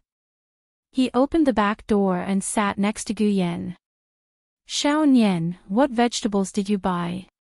Gu Yan asked with a smile. What are you shouting for? Gu Lingqing reminded. Gu Yan stuck out his tongue and immediately corrected himself. Auntie Xiao Nian. Wu Nian smiled dotingly. I bought cola, chicken wings, prawns, pork, preserved vegetables, eggs, tomatoes, salted duck eggs, vegetables, shiitake mushrooms, carrots, cabbage, rice and seasonings. You bought so much. How can we finish it with just the three of us? Gu Yan was surprised and happy, but he felt it was a waste. We only have cola chicken wings, prawns, braised pork with preserved vegetables, and eggs with tomatoes for dinner. As for the rest, I'll make wontons. When it's done, I'll freeze it in the fridge. When you want to eat it, I'll boil it in boiling water. You can have it for breakfast tomorrow, Wu Nian explained. Gu Lingqing looked at Wu Nian. You know how to make braised pork with preserved vegetables? Yes, we can eat it tomorrow if we can't finish it. Wu Nian said with a smile. Gu Lingqing didn't say anything else. He sped up and drove back to the condominium. When they got out of the elevator, Wen Yan saw Zhou Hailan standing at the door with his arm around Gu Ruoxin's shoulder. Zhou Hailan glanced at Wen Yan and smiled at Gu Lingqing. Xiao Axian is back again. I didn't want you to worry, so I brought her here. Is she the nanny that Xiao Axian was talking about? She's the home tutor I hired. Xiao Axian and Yan are going to school soon, so she's in charge of taking care of them. Xiao Axian apologized to Ms. Wu. You shouldn't have pushed her, Gu Lingqing said sternly. I didn't push her. She pulled me and didn't let me go, Xiao Axian said arrogantly. I didn't let you go because I was worried that something would happen to you. It's wrong of you to push her. Also, it's wrong of you to run out without my permission and make my parents worry. Apologize, Gu Lingqing said in a commanding tone. Xiao Axian, don't make your dad angry. Apologize now. Don't come back again. I'll be fine. Don't worry about me, Zhou Hailan said immediately. Gu Ruoxin pursed her lips and looked at Zhou Hailan with tears in her eyes. Mom, I want to go back with you. Dad won't care about me anymore after he finds Gu Yan. I want to go with you. Don't be silly. How can Dad not love you? I'll be angry if you say that again. I won't allow you to say that. Do you hear me? Zhou Hailan said angrily. Gu Ruoxin lowered her head and didn't say anything. Mr. Gu, I'll go in and cook, Wen Yan changed the topic. Gu Lingqing nodded and opened the door. Wen Yan walked in. His apartment wasn't very big. It had 3 bedrooms, 2 living rooms, 2 bathrooms, and a kitchen. However, it was very tidy. The tiles on the walls could even reflect people's shadows. The overall layout was very similar to the feeling he gave people. It was masculine, righteous, and meticulous. Where's the kitchen? Wen Yan asked. I'll bring you there. Since you didn't cook dinner, I'll help you. Zhou Hailan volunteered to help. Gu Lingqing held her arm. You have diabetes. You should rest more. You can eat here if you haven't eaten dinner. I'll ask someone to send you back after you finish. It's okay. I'll help. I'll stop if I'm tired. I know what I'm doing. Zhou Hailan smiled and walked towards the kitchen. Miss Wu, what can I do?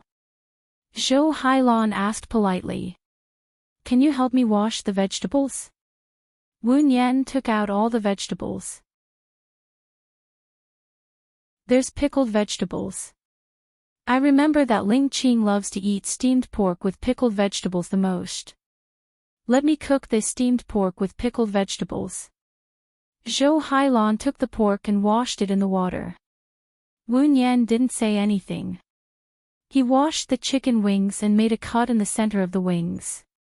Then, he poured oil into the pan and fried the ginger and spring onions until they were golden brown. He added soy sauce and glanced at Zhou Hailan. Instead of adding sugar, he added the seasoning. Wen Yan added the seasoning instead of sugar. She didn't add sugar. Instead, she added wine, a little white wine, and half a bottle of Coke. While waiting for the chicken wings, she cleaned the prawns and untied the back of the prawns. When the prawns were all done, the chicken wings were also ready. Bai took out the chicken wings and saw that Zhou Hailan had already taken out the cubes of pork cubes. He cut them into pieces and prepared to steam them in the rice pot.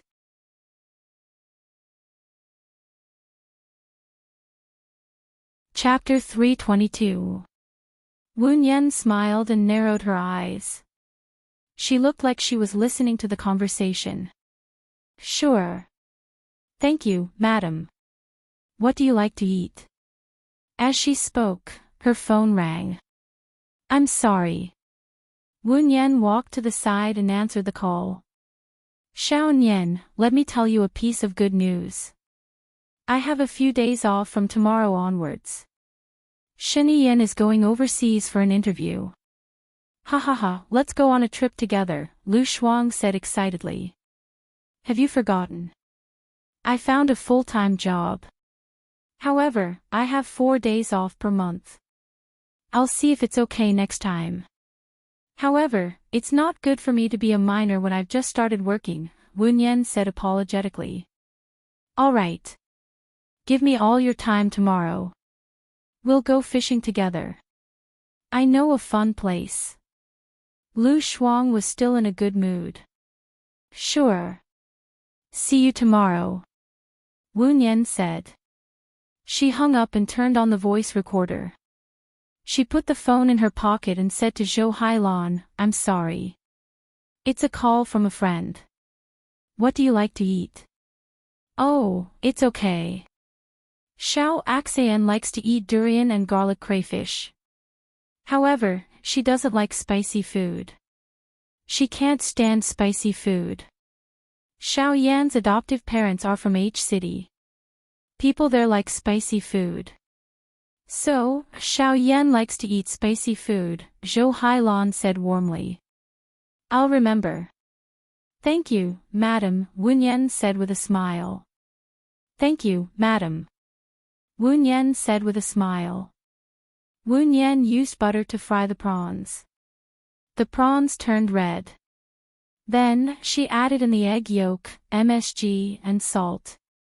Wu Nian used butter to fry the shrimps. The shrimps turned red. Then, he beat in the egg yolk, MSG, and salt. Finally, he lifted the pan. Miss Wu is really good at cooking, Zhou Hailan praised. When I was in the orphanage, I was the one who cooked for the children. So, it's not bad. Wu Nian scooped out the prawns and made the last dish, tomato and egg. Auntie Nian, your cooking smells so good. I'm hungry. Gu Yan ran in and craned his neck to look at the stove. Wu Nian gave Gu Yan a bowl and a pair of chopsticks. You can eat the cola chicken wings and prawns first. Thank you, Auntie Xiao Nian. Auntie Xiao Nian is the best auntie I've ever met, Gu Yan praised and added, like a doryman. Nian, Gu Xiao Nian said. Wu. Wu Xiao Nian and said. Wu is. She is. Xiao Wu Nian. Zhou Hailan looked at Gu Yan's chicken wings with a pale face. Then, she said to Wu Nian, my child is not as good as Yan. I'm sorry to trouble you. Every child has their own personality. If they all have the same personality, there's no point in living. Wu Nian cooked the eggs and tomatoes. Please take good care of Xiao Axian. Zhou Hailan said gently. Okay. Wu Nian said. She soaked the shiitake mushrooms in hot water and washed and drained the vegetables while stir-frying the tomatoes. When the eggs and tomatoes were ready, Wu Nian took a look at the pot. I'll be ready in about 5 minutes. You can bring the other dishes up first. Miss Wu, you're really good at taking care of children. You know what children like. Zhou Hailan praised. Ha. Wu Nian smiled gently and politely and went out with the dishes. Dinner will be ready in 5 minutes. Wash your hands first. Aunt Xiao Nian, the chicken wings you made are so delicious. And the prawns are even better than those in restaurants. I'm so happy, Gu Yan said happily. It's not as good as you said. Gu Ruoxin took a bite of the chicken wing and spat it out. It's so disgusting. I've never eaten anything so disgusting. Don't eat it if it's disgusting.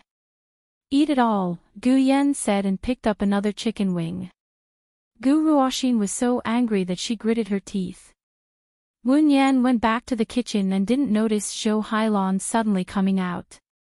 Zhou Hailan knocked into Wu Nian with the braised pork with preserved vegetables in her hands.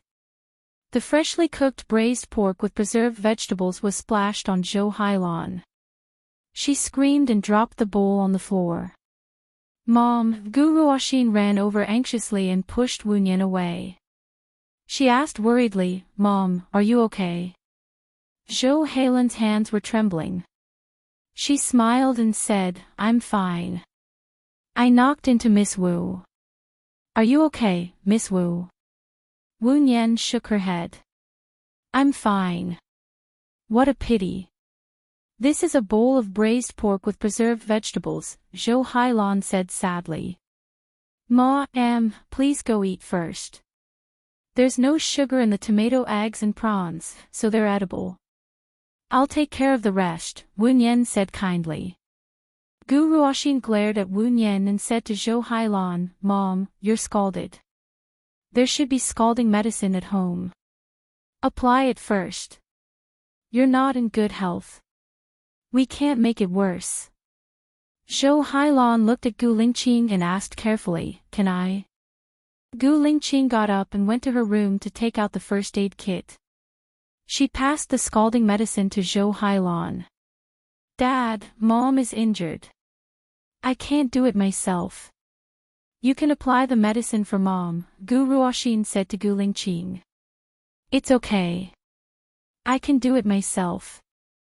Zhou Heilan took the scalding medicine from Gu Lingqing's hand. She rolled up her white sleeves. Her skin was scalded red. She applied the medicine on herself and frowned. There were tears in her eyes. Then, she changed her other hand. The other arm was also scalded red. Mom, both of your hands are scalded. How are you going to shower at night? What if you have a fever? Don't leave today. I'll take care of you. Gu Ruoxin held Zhou Heilan's hand and blew on it gently. Zhou Heilan's tears flowed down. Mom, it's okay. You must be good here. Don't make your dad and auntie angry. Do you understand? How could it not matter? If you had a fever and fainted alone, no one would know. If Dad doesn't let you stay here, I'll go back with you. At least I can take care of you, Gu Ruoxin said with tears in her eyes. Don't talk nonsense. Be good and listen to Mom. Zhou Heilan's tears flowed even more fiercely. Gu Ruoxin hugged Gu Lingqing's waist and begged, Dad, can you let me stay? As long as you let me stay, I'll be good.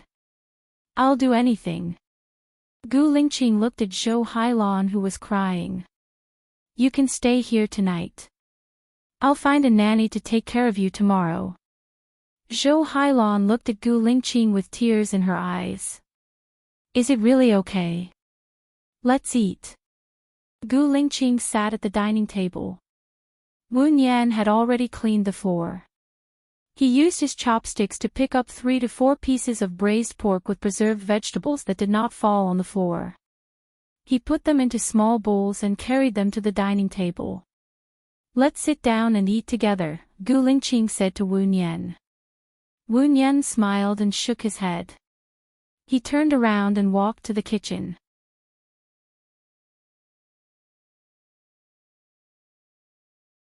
Chapter 323. Wu Nian returned to the kitchen and washed the carrots and cabbage. She minced all the vegetables and put some minced meat into the minced meat. Gu Yan ran to the kitchen and asked, Auntie Xiao Nian, why don't you have dinner with us? You haven't eaten anything yet. Are you still hungry? Wu Nian smiled and squatted down opposite Gu Yan. Auntie Xiao Nian, aren't you hungry? I'll cook some wontons later. You won't be hungry. Don't worry, little warm boy. Then I want to eat some wontons. Can you give me one of each? Gu Yan gestured with his index finger. Okay, but you have to go to bed before 9 p.m. Wu Nian took out her phone from her pocket and looked at the time. It was almost 8 p.m. She realized that her phone was still recording and turned it off. Auntie Xiao Nian, do you know how to tell stories? I want to hear Auntie Xiao Nian tell me stories. Gu Yan looked at Wu Nian and said eagerly. She can. Think about what you want Auntie Xiao Nian to tell you later. Go take a shower first. Wu Nian stood up. Gu Yan didn't leave. He played with his fingers and lowered his head, looking like he wanted to say something. Wu Yan noticed something was wrong and squatted in front of Gu Yan again. What's wrong? Gu Yan looked at Wu Yan with reddened eyes and pursed his lips. His eyes became redder as if they were covered by a thin layer of mist. Xiao Yan doesn't want to go out. Dad is with Auntie Zhou. Auntie Zhou is Gu Ruoxin's biological mother. The three of them are a family. Xiao Yan is all alone. Seeing the three of them together, Xiao Yan will feel like he's the extra one. It'll be very lonely. Wu Yan's heart tightened. She didn't expect Xiao Yan, who looked optimistic and cheerful, to have such thoughts. She held Gu Yan's hand and said softly, Xiao Yan will not be the extra one. Auntie wants to ask you, who is the person your dad loves the most? Do you know? Xiao Yan shook his head and lowered his head. It should be Yan's mother. If it was Auntie Zhou, your father would have married her a long time ago, right? Wu Yan said patiently. Xiao Yan nodded, not really understanding, and wiped his tears. You are the child of the person your father loves the most. Of course he loves you more. Even if the three of them are together, you are not the extra one. You are your father's child, right? Wu Yan's thumb stroked the corner of Gu Yan's eye. Gu Yan smiled through his tears. After hearing Xiao Yan's words, my mood suddenly became better. Xiao Yan, Dad doesn't allow me to be impolite. In front of Dad, I can only call you Auntie Xiao Yan. When it's just the two of us, can I call you Xiao Yan? Sure, how about I teach you how to make wontons? If we go together, we'll be faster, Wu Yan invited. Okay. Gu Yan immediately washed his hands. Wu Yan patiently taught him how to make wontons. She found that Gu Yan learned very quickly. He only taught once, and the wontons he made were very beautiful. Xiao Yan is so smart. Wu Yan praised him sincerely. Dad and Mom are smart, so Xiao Yan is smart. Wu Yan smiled knowingly. With Gu Yan's help, the wontons were made very quickly. Wu Yan made 2 wontons with different flavors. Xiao Yan, it's time to take a shower, Gu Lingqing came over and shouted. There's one more thing. I want to help Auntie Xiao Yan wrap it before I go wash it, Gu Yan said in a childish voice. Wu Yan saw him wrapping the wontons in a good manner, and said with a smile, Xiao Yan, go take a shower first. When you're done, the wontons will be cooked and ready. Well, all right then. Gu Yan washed his hands and left the kitchen. Wu Yan continued to wrap the rest of the wontons. Thank you for your hard work today. You made a good dinner. Gu Lingqing noticed the stain on her waist and guessed that she was also scalded. He turned around and went out. After a while, he came back with the ointment and handed it to Wu Yan. You can apply it too. Oh, thank you, Mr. Gu. Wu Yan took the ointment and put it aside. He continued to wrap the wontons. You haven't had dinner yet, right? Gu Lingqing asked. It's okay. I can eat some wontons later. I'm not hungry anyway. I'll freeze the rest in the fridge. I'll write the type on the food bag. You can cook it for the children tomorrow morning. It won't go bad in the freezer. Besides, young Master Xiao Axian likes to eat durian and garlic crayfish. Lobster? Wu Yan asked cautiously. No, Xiao Axian hates food with strong flavors, such as garlic and durian. Besides, he's allergic to crayfish, Gu Lingqing explained. Wu Yan raised her eyebrows and understood. Then Xiao Yan likes spicy food. The couple who adopted Xiao Yan are from City H. They do like spicy food. Xiao Yan prefers spicy food, but his stomach isn't good, so I don't let him eat spicy food. His stomach isn't good. Wu Nian was worried. He used to eat spicy food too much, so his stomach isn't good, so I forbid him from eating spicy food. I'll tell you the details when you come on Sunday. Gu Lingqing looked at the pot. The water seems to be boiling. Oh. Wu Nian came back to her senses. She opened the pot and steam came out. The pot was bubbling, and the white and fat dumplings floated to the surface. She put some cold water in the pot, turned the heat to low, and covered the pot again. Gu Lingqing didn't leave the kitchen. He looked at her deeply. Wu Nian noticed Gu Lingqing's gaze and looked at him in surprise. Is there anything else, Mr. Gu? Zhou Hailan told you that Xiao Axayan likes to eat durian and garlic crayfish. That Xiao Yan likes spicy food. Gu Lingqing narrowed his eyes and asked straightforwardly. Wu Nian smiled. We'll see each other frequently. It's fine as long as you know it in your heart. It'll be embarrassing when we meet in the future. Okay. Gu Lingqing replied. I want to eat wontons too. Give me a bowl too. I don't need a lot, just 10 of them. Mr. Gu, do you want to ask Mrs. Zhou and young Master Xiao Axayan if they want to eat? They won't be happy if we don't prepare it for them, Wu Nian asked politely. Gu Lingqing nodded and walked out. Xiao Yan ran towards the kitchen with a red face. Hello, Dad. Xiao Yan greeted him and walked past him. Gu Lingqing looked at Gu Yan's back view helplessly and sadly. Xiao Yan grew up with his foster parents. He only came back last year. After he came back, he wasn't used to it. He wasn't very close to him. He was respectful but distant. Sometimes, he would deliberately avoid him. He was afraid that he would be too lonely.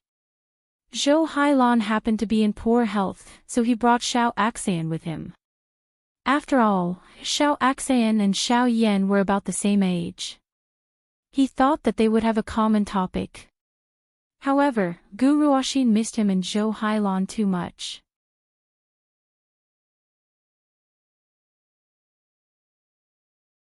Chapter 324. Come here, Xiao Yan, Gu Lingqing shouted. Gu Yan stopped and smiled awkwardly. His hands were clenched because of nervousness. Dad, what's wrong? Xiao Axayan's mother is staying here today. You can sleep with Dad, Gu Lingqing said softly. Oh, then I'll go eat the wontons first, Gu Yan said and ran to the kitchen without waiting for Gu Lingqing's reply. Gu Lingqing sighed helplessly. Kitchen Wu Nian scooped up the wontons for Gu Yan and put 20 more into the bowl. Gu Yan looked at the wontons with sparkling eyes. He licked his lips and asked, Xiao Nian, can I eat them now? Yes, but be careful. It's hot. Do you want sugar and vinegar? Wu Nian asked softly. Yes, yes. Wu Nian gave Gu Yan the vinegar. Gu Yan took a big bite with satisfaction. His cheeks were puffed up. Delicious, so delicious. This is the best wonton I've ever eaten. I can only eat wontons for hundreds of years. Wu Nian was amused by Gu Yan. This kid was very cute. She smiled and felt a warm liquid on her face. She felt tears on her face, so she turned around. Xiao Nian, are you crying? Why? Gu Yan's eyes were sharp. Did my dad bully you? No, I accidentally burned my waist and it hurts a little. Wu Nian found an excuse. I'll help you apply the ointment. Gu Yan put down the bowl and picked up the ointment on the stove worriedly. He lifted Wu Nian's clothes and said, Xiao Nian, your waist is purple. It's okay. It'll be fine in a few days, Wu Nian comforted. Gu Lingqing stood at the door and saw the injury on Wu Nian's waist. He frowned and said in a deep voice, it seems that the injury is serious. You need to go to the hospital. No, really, it's fine. It's just a scratch. I'm not that precious, Wu Nian refused. Then boil 2 eggs and put them on a hot compress. You'll get better faster, Gu Lingqing said in a low voice and walked in. Wu Nian nodded respectfully. Okay, I'll use it when I get back. They won't eat. You just have to eat mine and yours. Gu Lingqing ordered. He looked at Gu Yan and picked up Gu Yan's bowl. Come out and eat. Be careful not to burn yourself. Oh. Gu Yan followed Gu Lingqing out. Gu Lingqing put the bowl on the table. Gu Yan sat at the dining table and ate quietly. Gu Lingqing looked at Gu Yan, who was in a daze.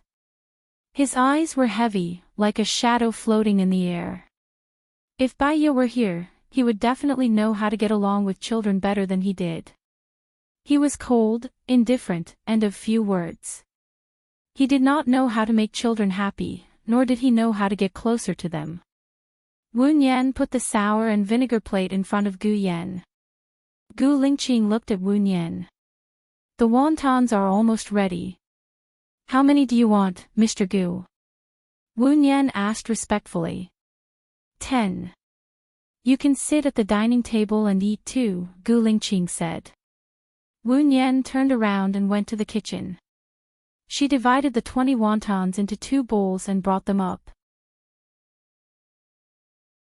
One bowl was placed in front of Gu Lingqing and the other bowl was placed on the seat facing the north. She sat down and ate the wontons. Gu Yan looked at Gu Lingqing, then at Wu Nian.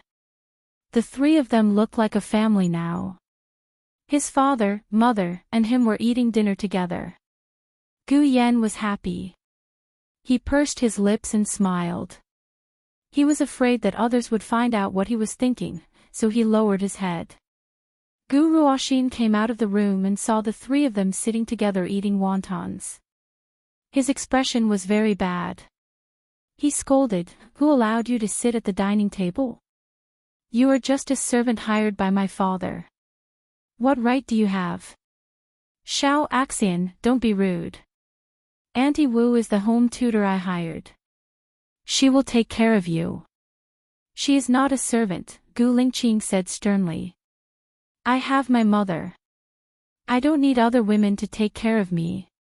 If my father wants this woman to be my home tutor, then I won't go to school from tomorrow onwards. I don't need her to teach me either. I will do nothing but lie in bed, Gu Ruoxin said arrogantly. Are you threatening me? Gu Lingqing was furious. He looked at Gu Ruoxin sharply, like a storm was coming. Xiao Axian didn't mean that. Zhou Hailan rushed out of the room and hugged Xiao Axian. He begged Gu Lingqing, he is still young. It's inevitable that he will be stubborn. Let me talk to him. Zhou Hailan brought Gu Ruoxin away. Gu Lingqing frowned and slammed his chopsticks on the table. He couldn't eat anymore and walked towards Gu Ruoxin's room. Gu Yan could feel his father's anger. He was trembling in fear. Wu Nian glanced at Gu Yan and ran towards Gu Lingqing. Mr. Gu, I have something to tell you. Gu Lingqing stopped in front of Gu Ruoxin's room. He clenched his fists and suppressed his anger. He looked at Wu Nian. Gu Ruoxin is Mr. Gu's child. Mr. Gu should know his temper.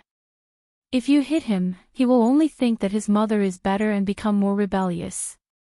The child's nature was not bad. When he saw his mother hurt, he would cry. For his mother, he was willing to hurt himself. He had a strong sense of purpose and strategy.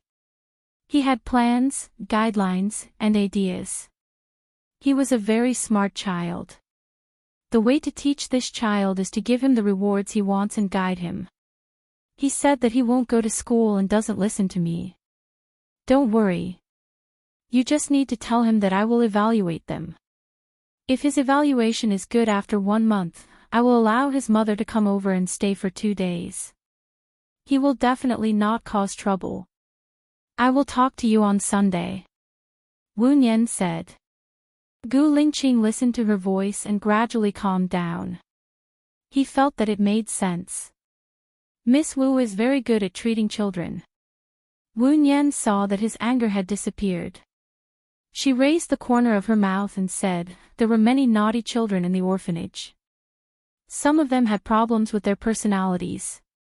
In the end, they were all fine.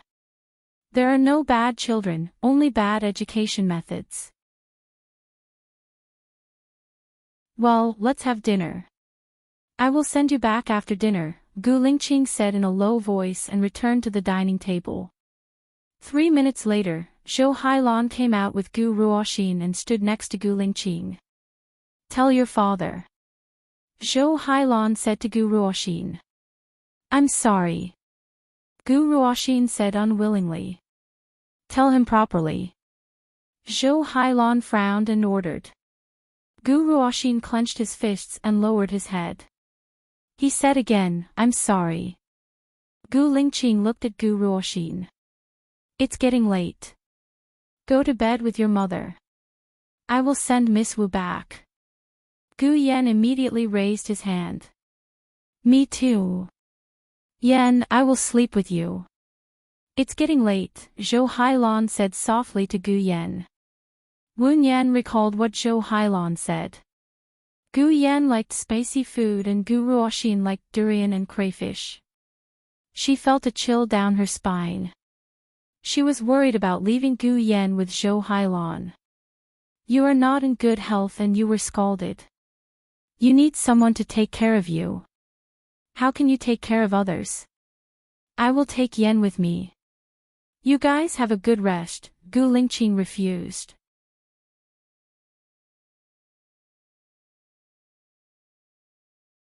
Chapter 325. In the car. The light from the street lamp shone through the window and fell on the side of Gu Lingqing's face, hiding the other half of his face in the darkness. Gu Yan leaned on Wu Nian. Aunt Xiao Nian, didn't you say you were going to tell me a story? A long time ago, there was a lion cub. When he was born, his father was killed by a hunter and his mother was taken away by the hunter. He and his sister were adopted by an elephant mother. When he was young, he was often bullied by tigers, hungry wolves, and wild dogs. Every time he was bullied, he told himself that he had to become stronger so that he wouldn't be bullied by others. He had to run faster than any animal and his claws were sharper than any animal. He had to practice avoiding the traps of the hunters. Finally, one day, he became the king of the forest. He married a beautiful wife and had 2 children. He had his own family and lived happily ever after, Wu Nian said softly. Gu Yan fell asleep. Gu Yan fell asleep. Wu Nian held him in her arms and gazed at him tenderly. She hoped that even if he didn't have a mother, even if he encountered setbacks were not used to defeat him, but to make him stronger. Gu Lingqing looked at Wu Nian in the rearview mirror. She looked at him again and said in a low voice, Is Xiao Yan asleep? Yes. When you drive back, put him in the child's safety chair and drive slowly. Be careful on the road, Wu Nian said worriedly. Gu Lingqing looked at her deeply. The 2 little Wu Nian were reflected in his dark eyes. Wu Nian was a little flustered.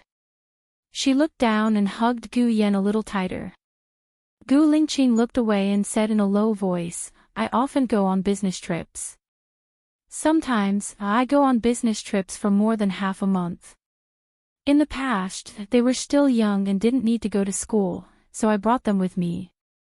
Now, I can't bring them with me anymore. I think you know what kind of person Zhou Hailan is. Remember, don't let Xiao Yan be alone with her. Wu Nian narrowed his eyes and looked at Gu Lingqing in confusion. Mr. Gu, aren't you going to remarry? It seems that it has nothing to do with you whether I remarry or not, Gu Lingqing said coldly. Wu Nian lowered his head. Sorry, I misspoke. Gu Lingqing clenched the steering wheel and said in a deeper voice, I believe that Yan's mother is not dead. Wu Nian's eyelashes fluttered. She didn't speak. She looked out of the window. Tears flowed out uncontrollably. Fortunately, she deliberately hid in the darkness. No one would find out that she was crying. Where do you live? Gu Lingqing suddenly asked. Wu Nian came back to his senses and cleared his throat, trying to make his voice sound normal. Oasis Hotel. You can stop at the entrance. Gu Lingqing frowned and said in a reproachful tone, how can you cook eggs in a hotel? Ha! Wu Nian laughed dryly. The injury on my waist is not a big deal. It's not a big deal. When I was in the orphanage, the children were naughty and often ran around. I was often hit by them. Gu Lingqing drove to the Oasis Hotel and stopped by the side of the road. Wait for me here for a while. Oh. Wu Nian responded. She watched Gu Lingqing walk into a small restaurant. There was a strange feeling in her heart. He was still so careful. Hidden under his cold appearance was a warm heart. He would care about others and take care of others. God should give him a good girl who would care about him and take care of him so that he wouldn't be lonely anymore.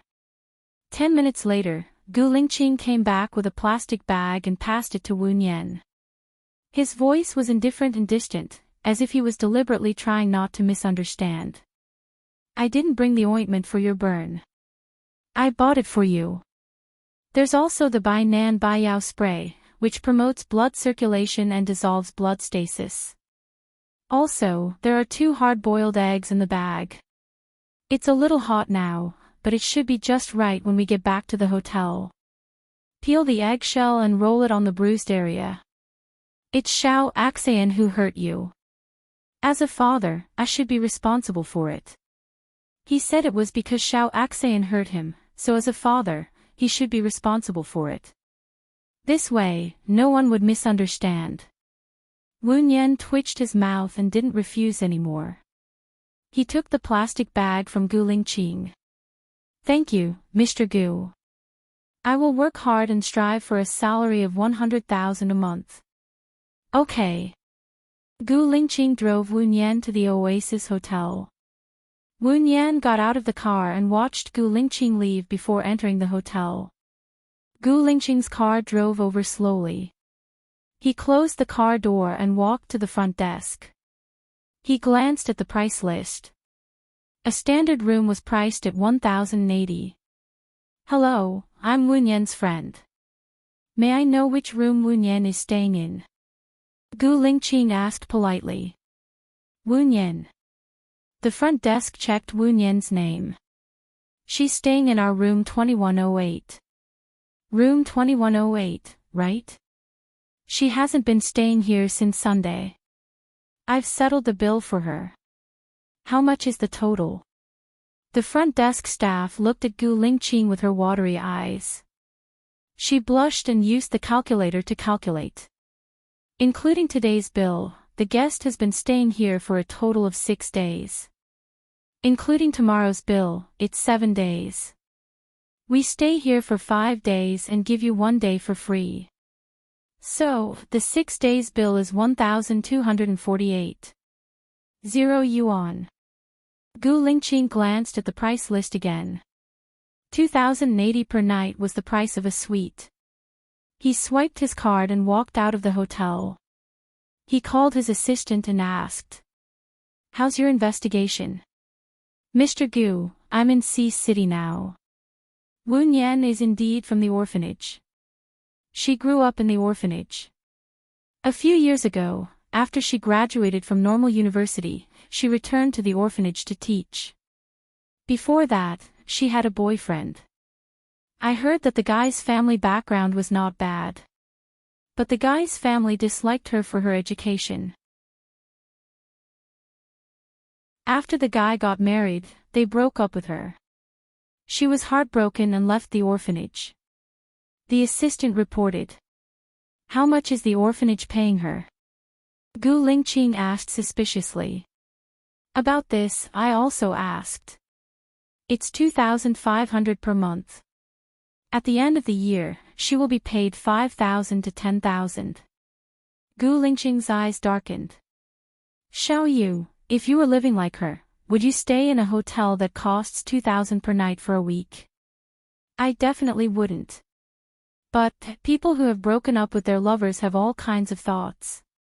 She might feel that she has suffered for many years and wants to enjoy the life of a rich person.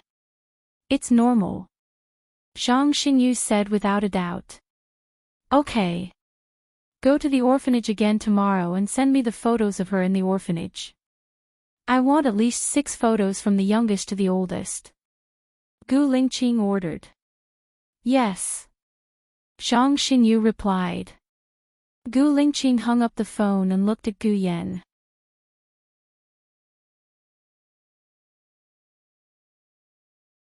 Chapter 326. When Gu Lingqing returned home, Zhou Hailan had been waiting for him. He placed Gu Yan on the bed and covered him with a blanket. Zhou Hailan followed behind him. Lingqing, I have something to tell you. Okay. Gu Lingqing replied. He turned around and went out. After closing the door, he asked Zhou Hailan, is Xiao Axan asleep? He's asleep. That's why I waited for you in the living room. I know that Xiao Axan has a bad personality. He's too willful, rebellious, mischievous. He's not as obedient as Xiao Yan. He treated Teacher Wu like that today, so I'm worried that Teacher Wu will be biased against him, Zhou Hailan said gently. Then what do you think we should do? Gu Lingqing looked at Zhou Hailan and asked. It's like this. Xiao Axan hates Teacher Wu so much because he's afraid that Teacher Wu will replace me, so he's very resistant. If the tutor is chosen by Xiao Axan, I think he won't hate it so much, Zhou Hailan suggested. Okay. Let Xiao Axan find a tutor that he's satisfied with. It needs to be a full-time tutor that you're satisfied with.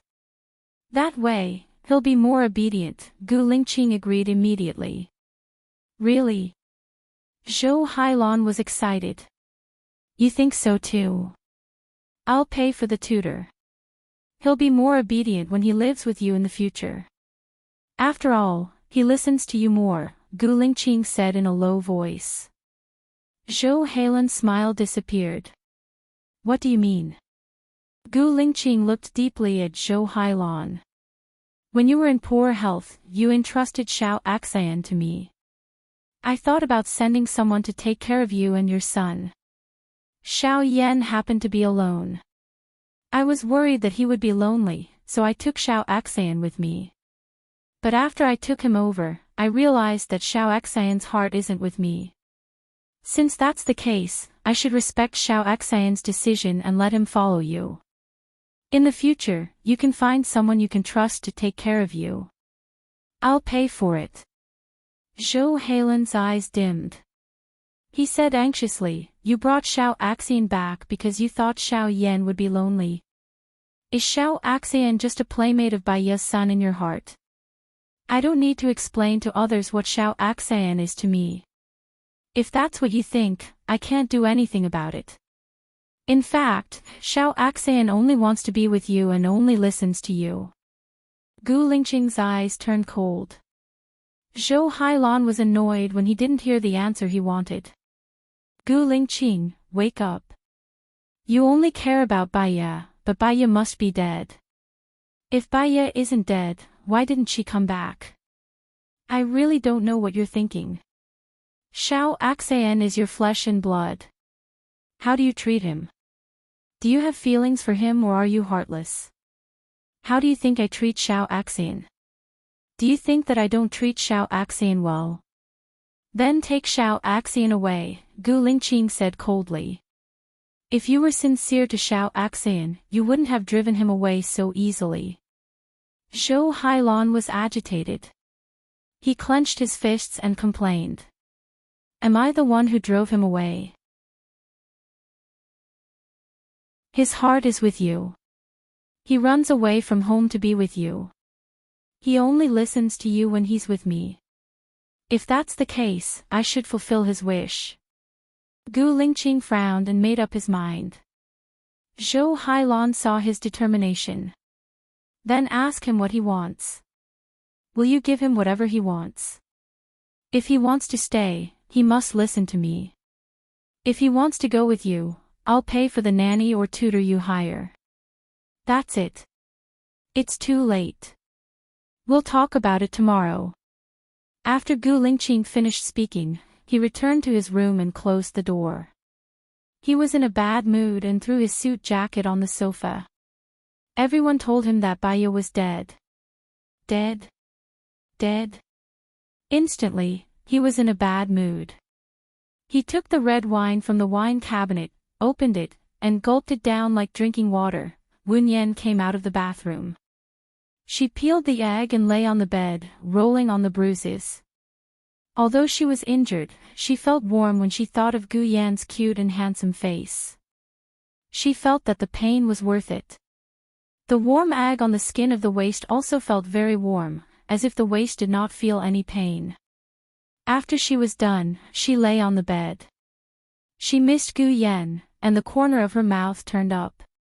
She must take a lot of pictures of Gu Yan on Sunday and put them in her phone to reminisce. Her phone rang. She picked it up. Although it was a series of numbers, she remembered that it was Gu Lingqing's. She took a deep breath, sat up, answered the call, and said respectfully, "Mr. Gu. Why are you calling me Mr. Gu? Do you know who I am to you?" Gu Lingqing shouted. "Ha!" Wen Yan did not understand what he said. There was a strange feeling in her heart. "I said you're dead. You're dead. You're not dead, right? You're still alive and well. You'll come back to me, right?" Gu Lingqing asked two questions, right? Wen Yan could tell that he was a little tongue-tied. His current state was not his usual state. He should be drunk. "Speak. Speak. Don't be silent," Gu Lingqing ordered. "Mr. Gu, it's very late now. Your children should be asleep. You'll wake them up if you speak so loudly," Wen Yan said softly. "I'm outside. They can't hear me. They can't hear me." The second half of Gu Lingqing's sentence was very soft, as if he was falling asleep. Wen Yan asked worriedly, "Where are you now? Have you forgotten? You told me not to let Gu Yan be alone with Zhou Hailan. Miss Zhou is staying at your place now." The more Wen Yan thought about it, the more worried he became. He got up from the bed, grabbed his bag, and rushed out. He. Gu Lingqing laughed foolishly. There was pain in his laughter. "Since you care about Gu Yan so much, you should come and see him in person. Haven't you always wanted to find Gu Yan? Gu Yan is our child. Come back. Come back alive to see him. Xiaoya, I miss you so much. Come back, come back." Every time Gu Lingqing called Xiaoya, Wen Yan felt sad. "Mr. Gu, you've got the wrong person. I'm not Baiya." "Where are you now?" Wen Yan entered the elevator. "I'm..." Gu Lingqing paused and did not say anything. Wen Yan was anxious. "Where?" There was no sound from Gu Lingqing's side. Wen Yan suspected that Gu Lingqing had fallen asleep. She became even more anxious. Ding. The elevator reached the first floor. Wen Yan rushed out from the elevator. Then, he braked and turned back.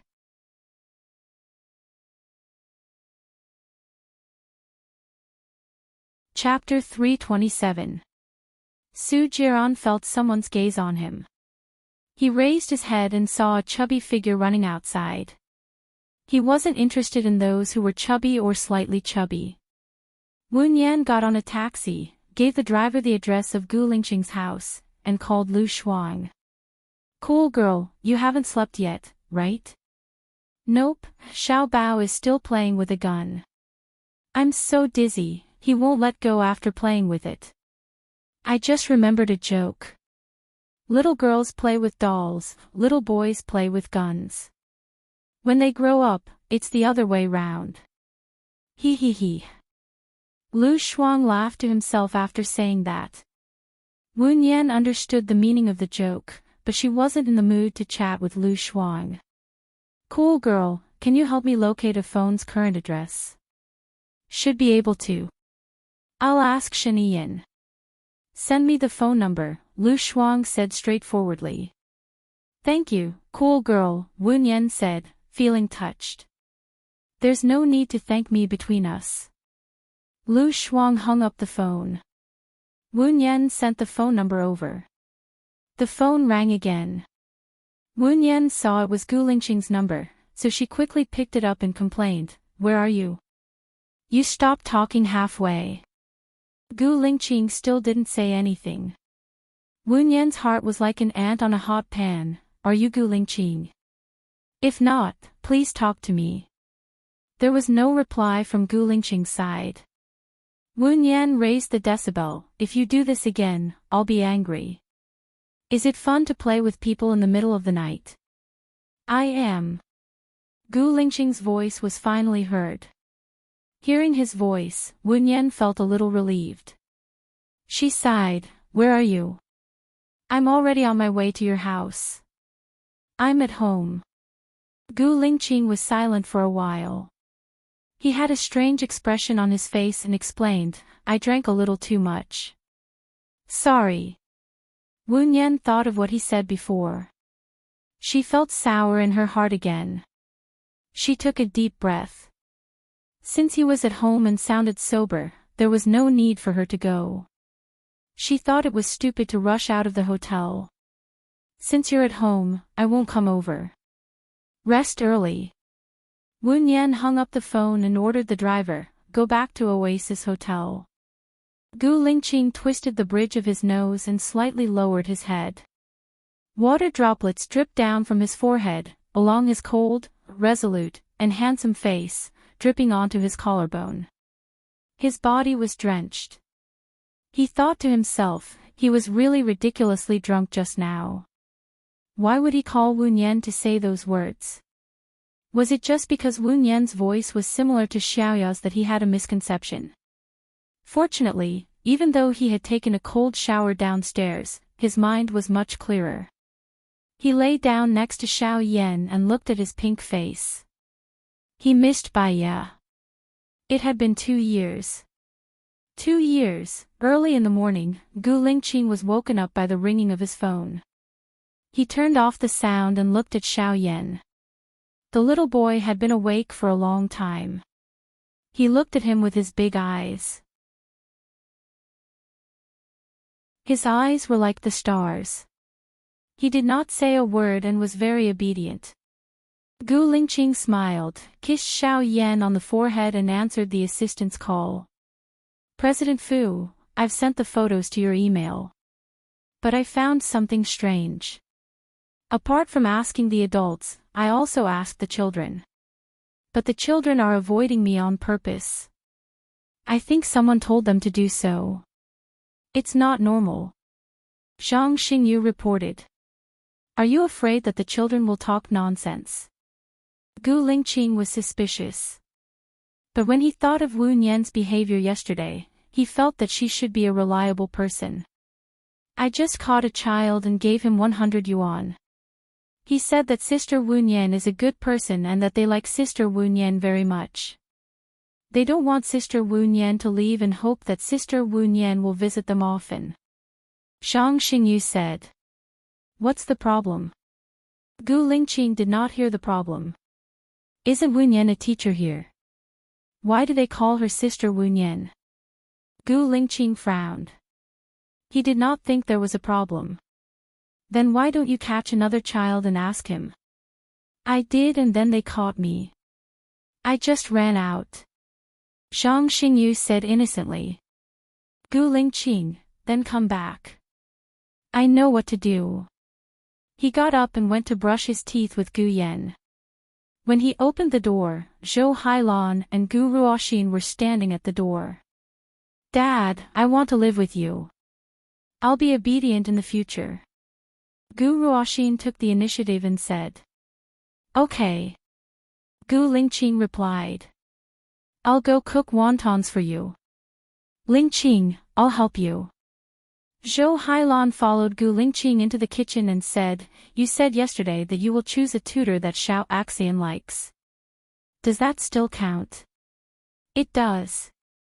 After all, Xiao Axian might not like the tutor that Yen likes. It's better to teach them separately.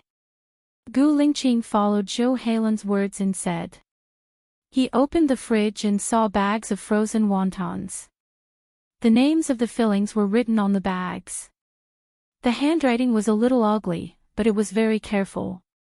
Gu Lingqing took out 2 bags and boiled some water. Seeing that Zhou Hailan was still there, she looked at him suspiciously. Is there anything else? Can't you replace Miss Wu? I'm worried that she won't like Xiao Axian. Zhou Hailan went straight to the point. Don't try to measure the heart of a gentleman with the heart of a villain. Ms. Wu always said good and bad things about little Axian in front of me, such as filial piety, righteousness, intelligence, and so on. Therefore, she will treat little Axian and little Yen equally, Gu Lingqing said in a deep voice and walked out of the kitchen. Did she really say that? Zhou Hailan did not believe it. Some people, even if they know that other people are not good, they don't want to say it out loud. As for others, they judge others based on their own actions and feel that others are not good.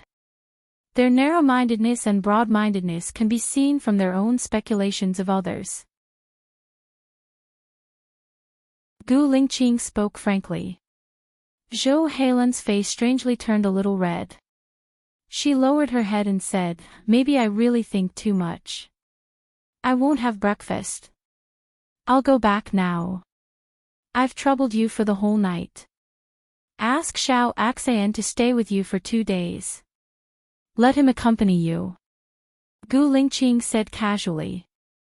What about you and Yen? Where are you going? Zhou Hailan was jealous.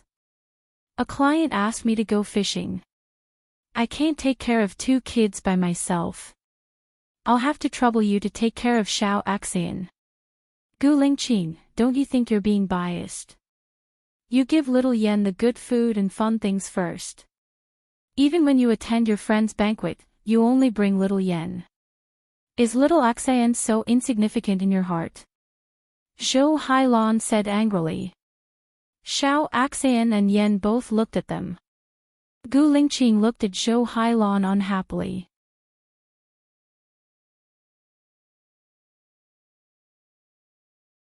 Chapter 328.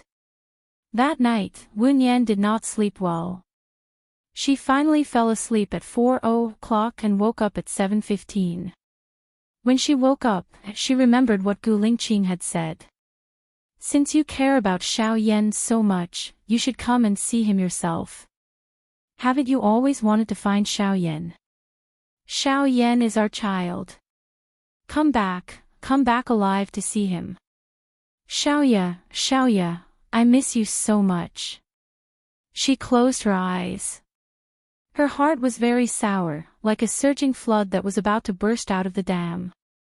She could not sleep anymore, so she got up, changed into her sportswear, and went for a run in the park behind the hotel. After running 1 lap, 2 laps, her heart suddenly hurt badly. She covered her heart and squatted down to relieve the pain, as if an awl had pierced into her heart. Beauty, are you okay? A familiar voice sounded. Wen Yan looked at the person with a pale face. It was actually Su Jiran. Subconsciously, she did not want to have anything to do with him anymore. Go away. Wen Yan said unhappily. Su Jiran was stunned. He looked at Wen Yan, and a complicated look flashed across his eyes. He carried Wen Yan and said, Your condition is very bad. I'll send you to the hospital first.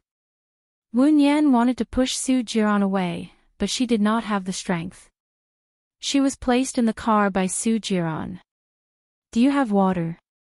Wen Yan asked. Su Jiran took out a bottle of mineral water from the storage box, opened the cap, and handed it to Wu Nian. She gulped down a few mouthfuls, and her breath became smooth. The pain in her heart eased a lot. She looked at Su Jiran and said, "My heart doesn't hurt anymore. Thank you for your help. I think I should rest more." Wu Nian was about to get out of the car when Su Jiran blocked her way. "I think you should go to the hospital. It doesn't look good. I know my body's condition. It's my choice whether to go to the hospital or not. I'm grateful that you're willing to help me, but forcing me to do something I don't want to do is annoying and disgusting." "Move away," Wu Nian said sternly. Su Jiran didn't get angry. Instead, he smiled wickedly. "I saved your life. Is this how you treat your benefactor?" Baiyi took out some money from his pocket, chose a 100 yuan note, and stuffed it into the bag behind the chair. "Thank you." He. Su Jiran laughed happily. "Pretty lady, leave me your contact number." Wu Nian stared at Su Jiran's devilishly charming face. In terms of appearance, he could indeed make all living things fall head over heels for him. However, she knew Su Jiran's habits too well. "Do you have a pen?" Wu Nian asked. Su Jiran smirked. He took out a pen from the storage box and handed it to Wu Nian. "Write on my palm." Wu Nian held his hand and wrote a series of numbers on his palm. "Have you had breakfast?" Su Jiran's eyes shone with a strange light as he looked at her and asked. "I've eaten. I have something to do later."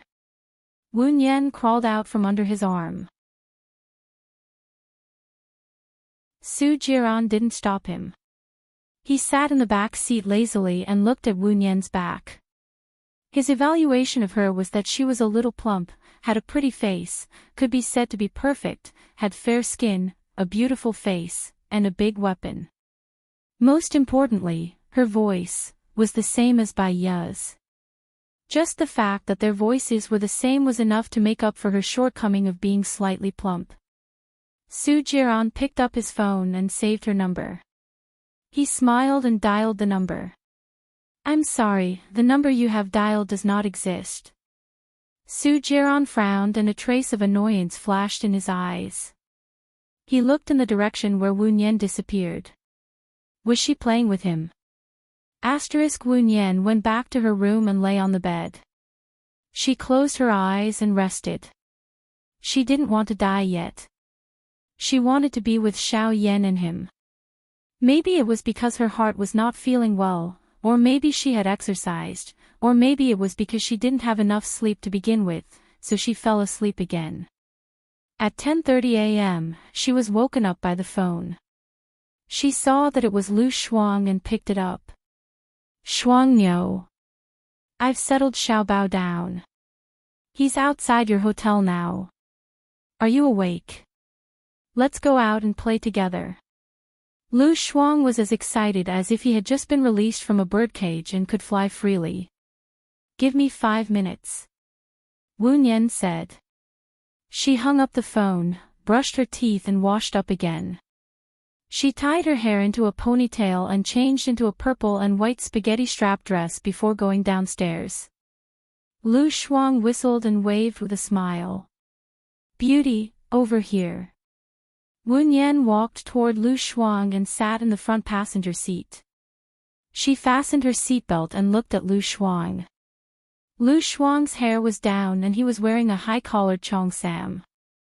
But Wu Nian saw the hickey on his neck and felt guilty.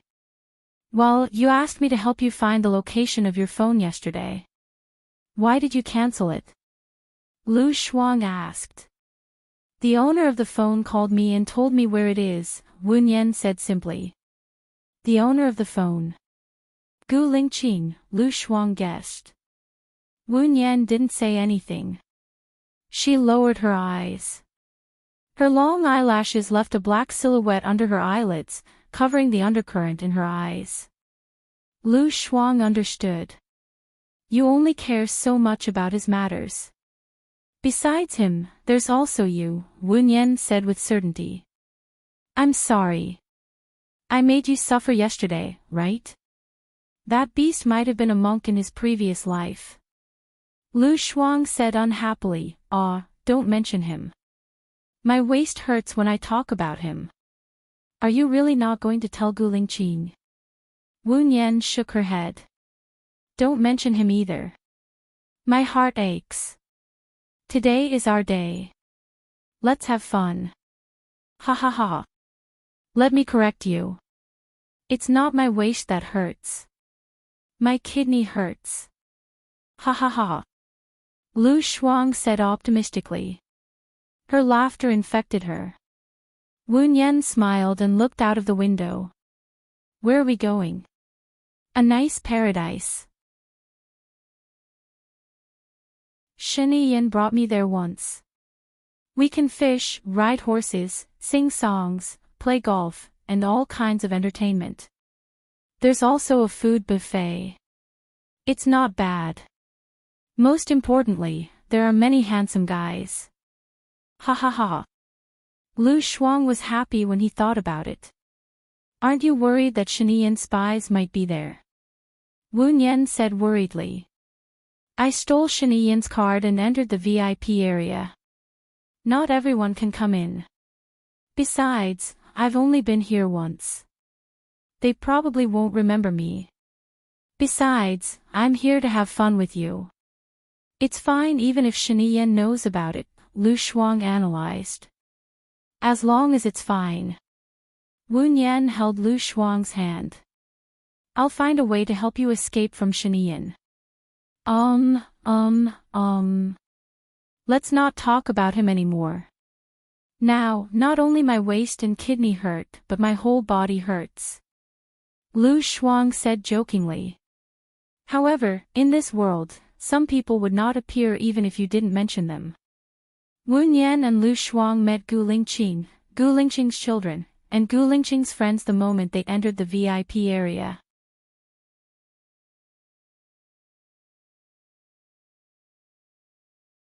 Chapter 329.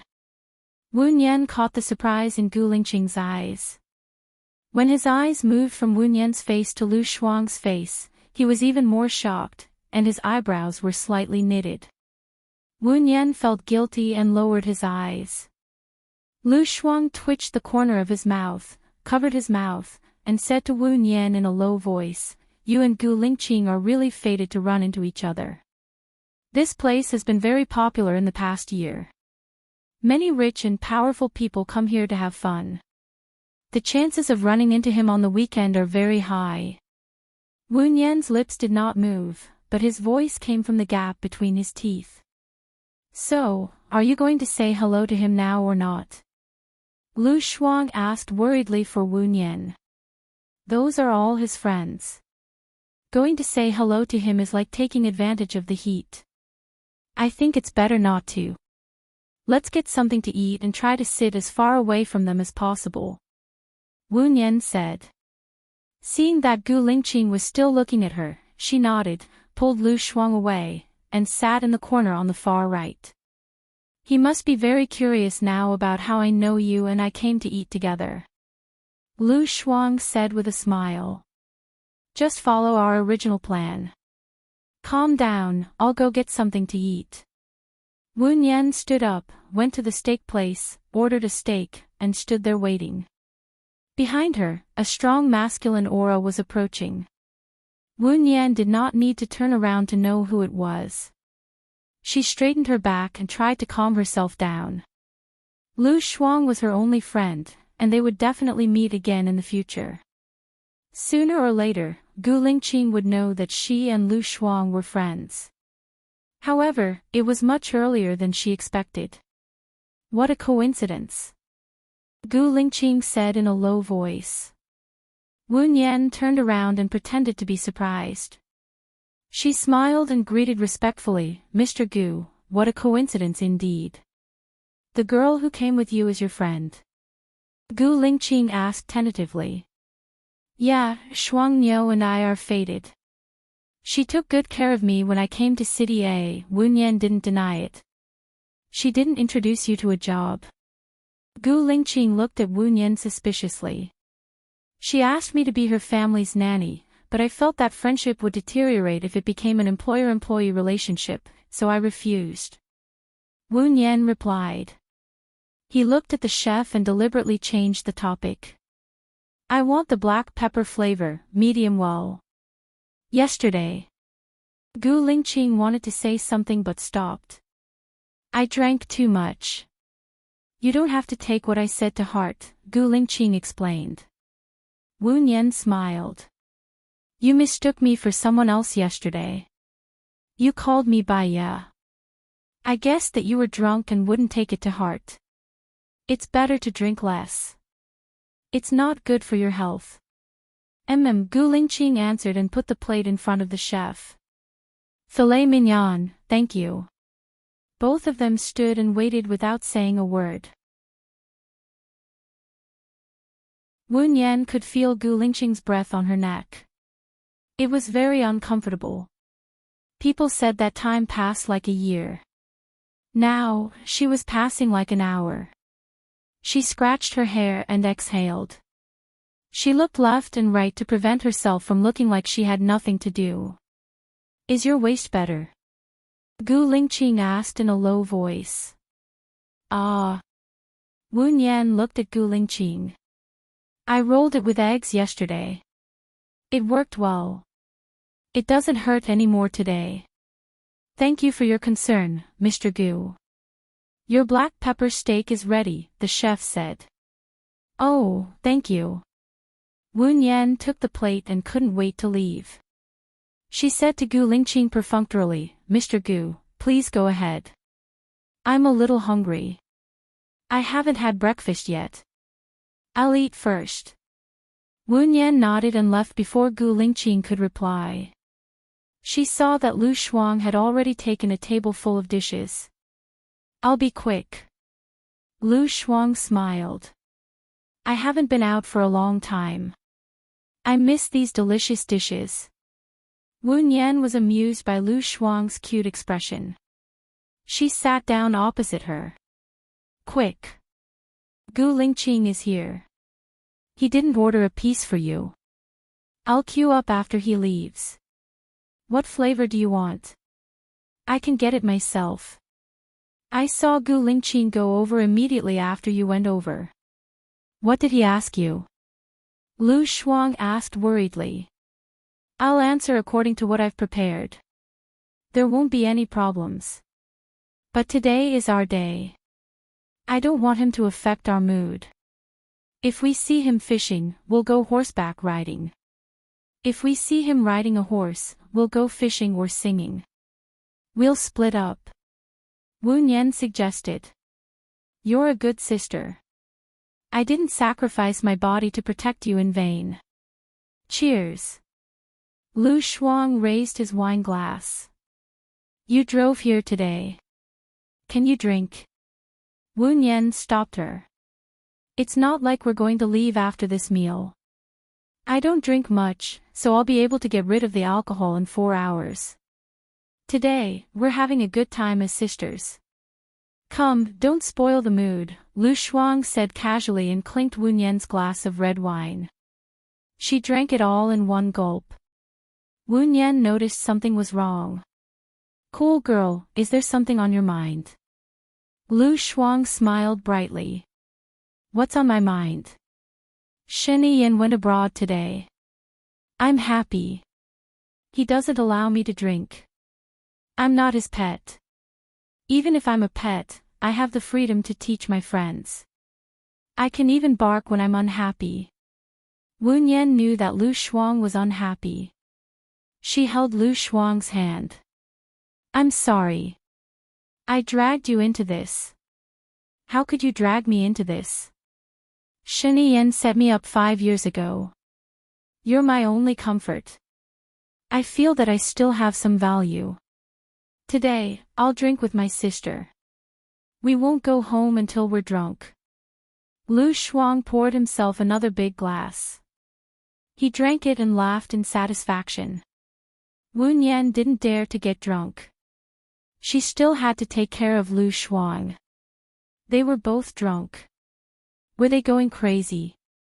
Cool girl, do you remember the time we went camping together? Ma Rong and Wu Dehai were a couple at that time.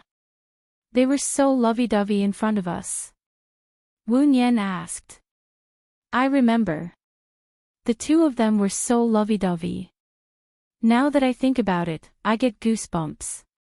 I heard that Wu Dehai quit medicine and went into business. After that, he found a woman in her 40s as his lover. Ma Rong was furious. She had a miscarriage and was infertile. But that woman gave birth to a son for Wu Dehai. Wu Dehai moved in with that woman. I'm speechless that Ma Rong didn't want a divorce. Lu Shuang sighed. In a certain environment, anger will lead to irrationality.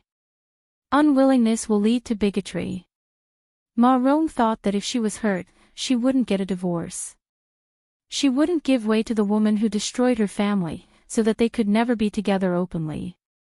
But she didn't know that she was using her youth, life, and happiness to cultivate resentment and anger.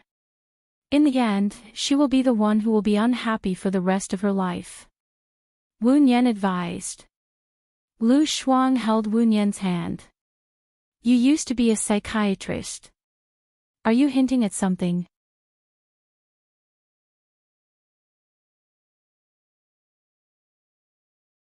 Chapter 330. Hearing Gu Lingqing's voice, Wu Nian's heart skipped a beat. She was so absorbed in talking that she didn't notice that Gu Lingqing had walked over. She squinted at Gu Lingqing and nodded respectfully. I studied this subject in college because the children in the orphanage might have some psychological problems, but I'm not good at it. He, Gu Lingqing, do you think she is like Baiya? Lu Shuang laughed and poked through the thin layer of paper first. Gu Lingqing looked at Lu Shuang. She is indeed like Baiya. Her voice is similar, and her experience is similar. Baiya also studied psychology in the orphanage when she was a child. By the way, their personalities are also similar. But since you messed with one of my friends, don't mess with my other friend. Lu Shuang's eyes darkened. He warned her coldly. Cool girl. Wu Nian shouted. She stood up and smiled at Gu Lingqing apologetically. Then she said to Lu Shuang, I am now a tutor in Mr. Gu's family. Quit your job. I can still afford to support you, Lu Shuang said directly. I want to earn my own living, Wu Nian replied. Gu Lingqing looked at Wu Nian and said in a low voice, since your friend has scruples about me, then forget it. An unhappy beginning won't end well. Gu Lingqing said in a low voice, turned around, and left. Wu Nian's eyes dimmed. He sat back on the chair weakly. He looked like he was cutting the steak calmly, but in fact, his shoulders drooped like a rooster that had lost a fight. Lu Shuang understood Wu Nian's sadness. He said apologetically, did I use too much strength? Wu Nian shook her head. No, you did a very good job. You pointed it out directly, so people wouldn't think too much. Gu Lingqing must have his reasons for not hiring me. There is one thing.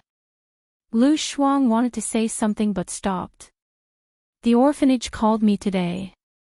Gu Lingqing sent his assistant to the orphanage to investigate you. Wu Nian smiled. It's reasonable. I am here to take care of his son. He often goes on business trips, so he must be worried about me. It's always good to be careful. Then what will you do now? You must want to take care of Yan, right? Lu Shuang felt sorry for Wu Nian. I can still apply to be a teacher in Yan's school. Perhaps this is the arrangement of the heavens. No matter how valiant you are, you can't change your fate. What's in your life is bound to happen, and what's in your life is always forced, Wu Nian said optimistically. Her past experience really told her not to force things. Otherwise, in the end, she would just suffer the consequences of her own actions. She raised her glass and clinked it with Lu Shuang's. I'll only drink this glass. Lu Shuang snatched the wine glass from Bai Ye's hand and put it on the table. I'm not drinking anymore. What's so good about red wine? It's sour and astringent. Let's eat more and go karaoke. I'll call some handsome guys to accompany us. I can sing, but not handsome men. I have a feeling that Sheniyan's spy is here. Wu Nian was worried. Lu Shuang sneered and patted the table domineeringly. So what? He, Sheniyan, has countless women. He already has a wife.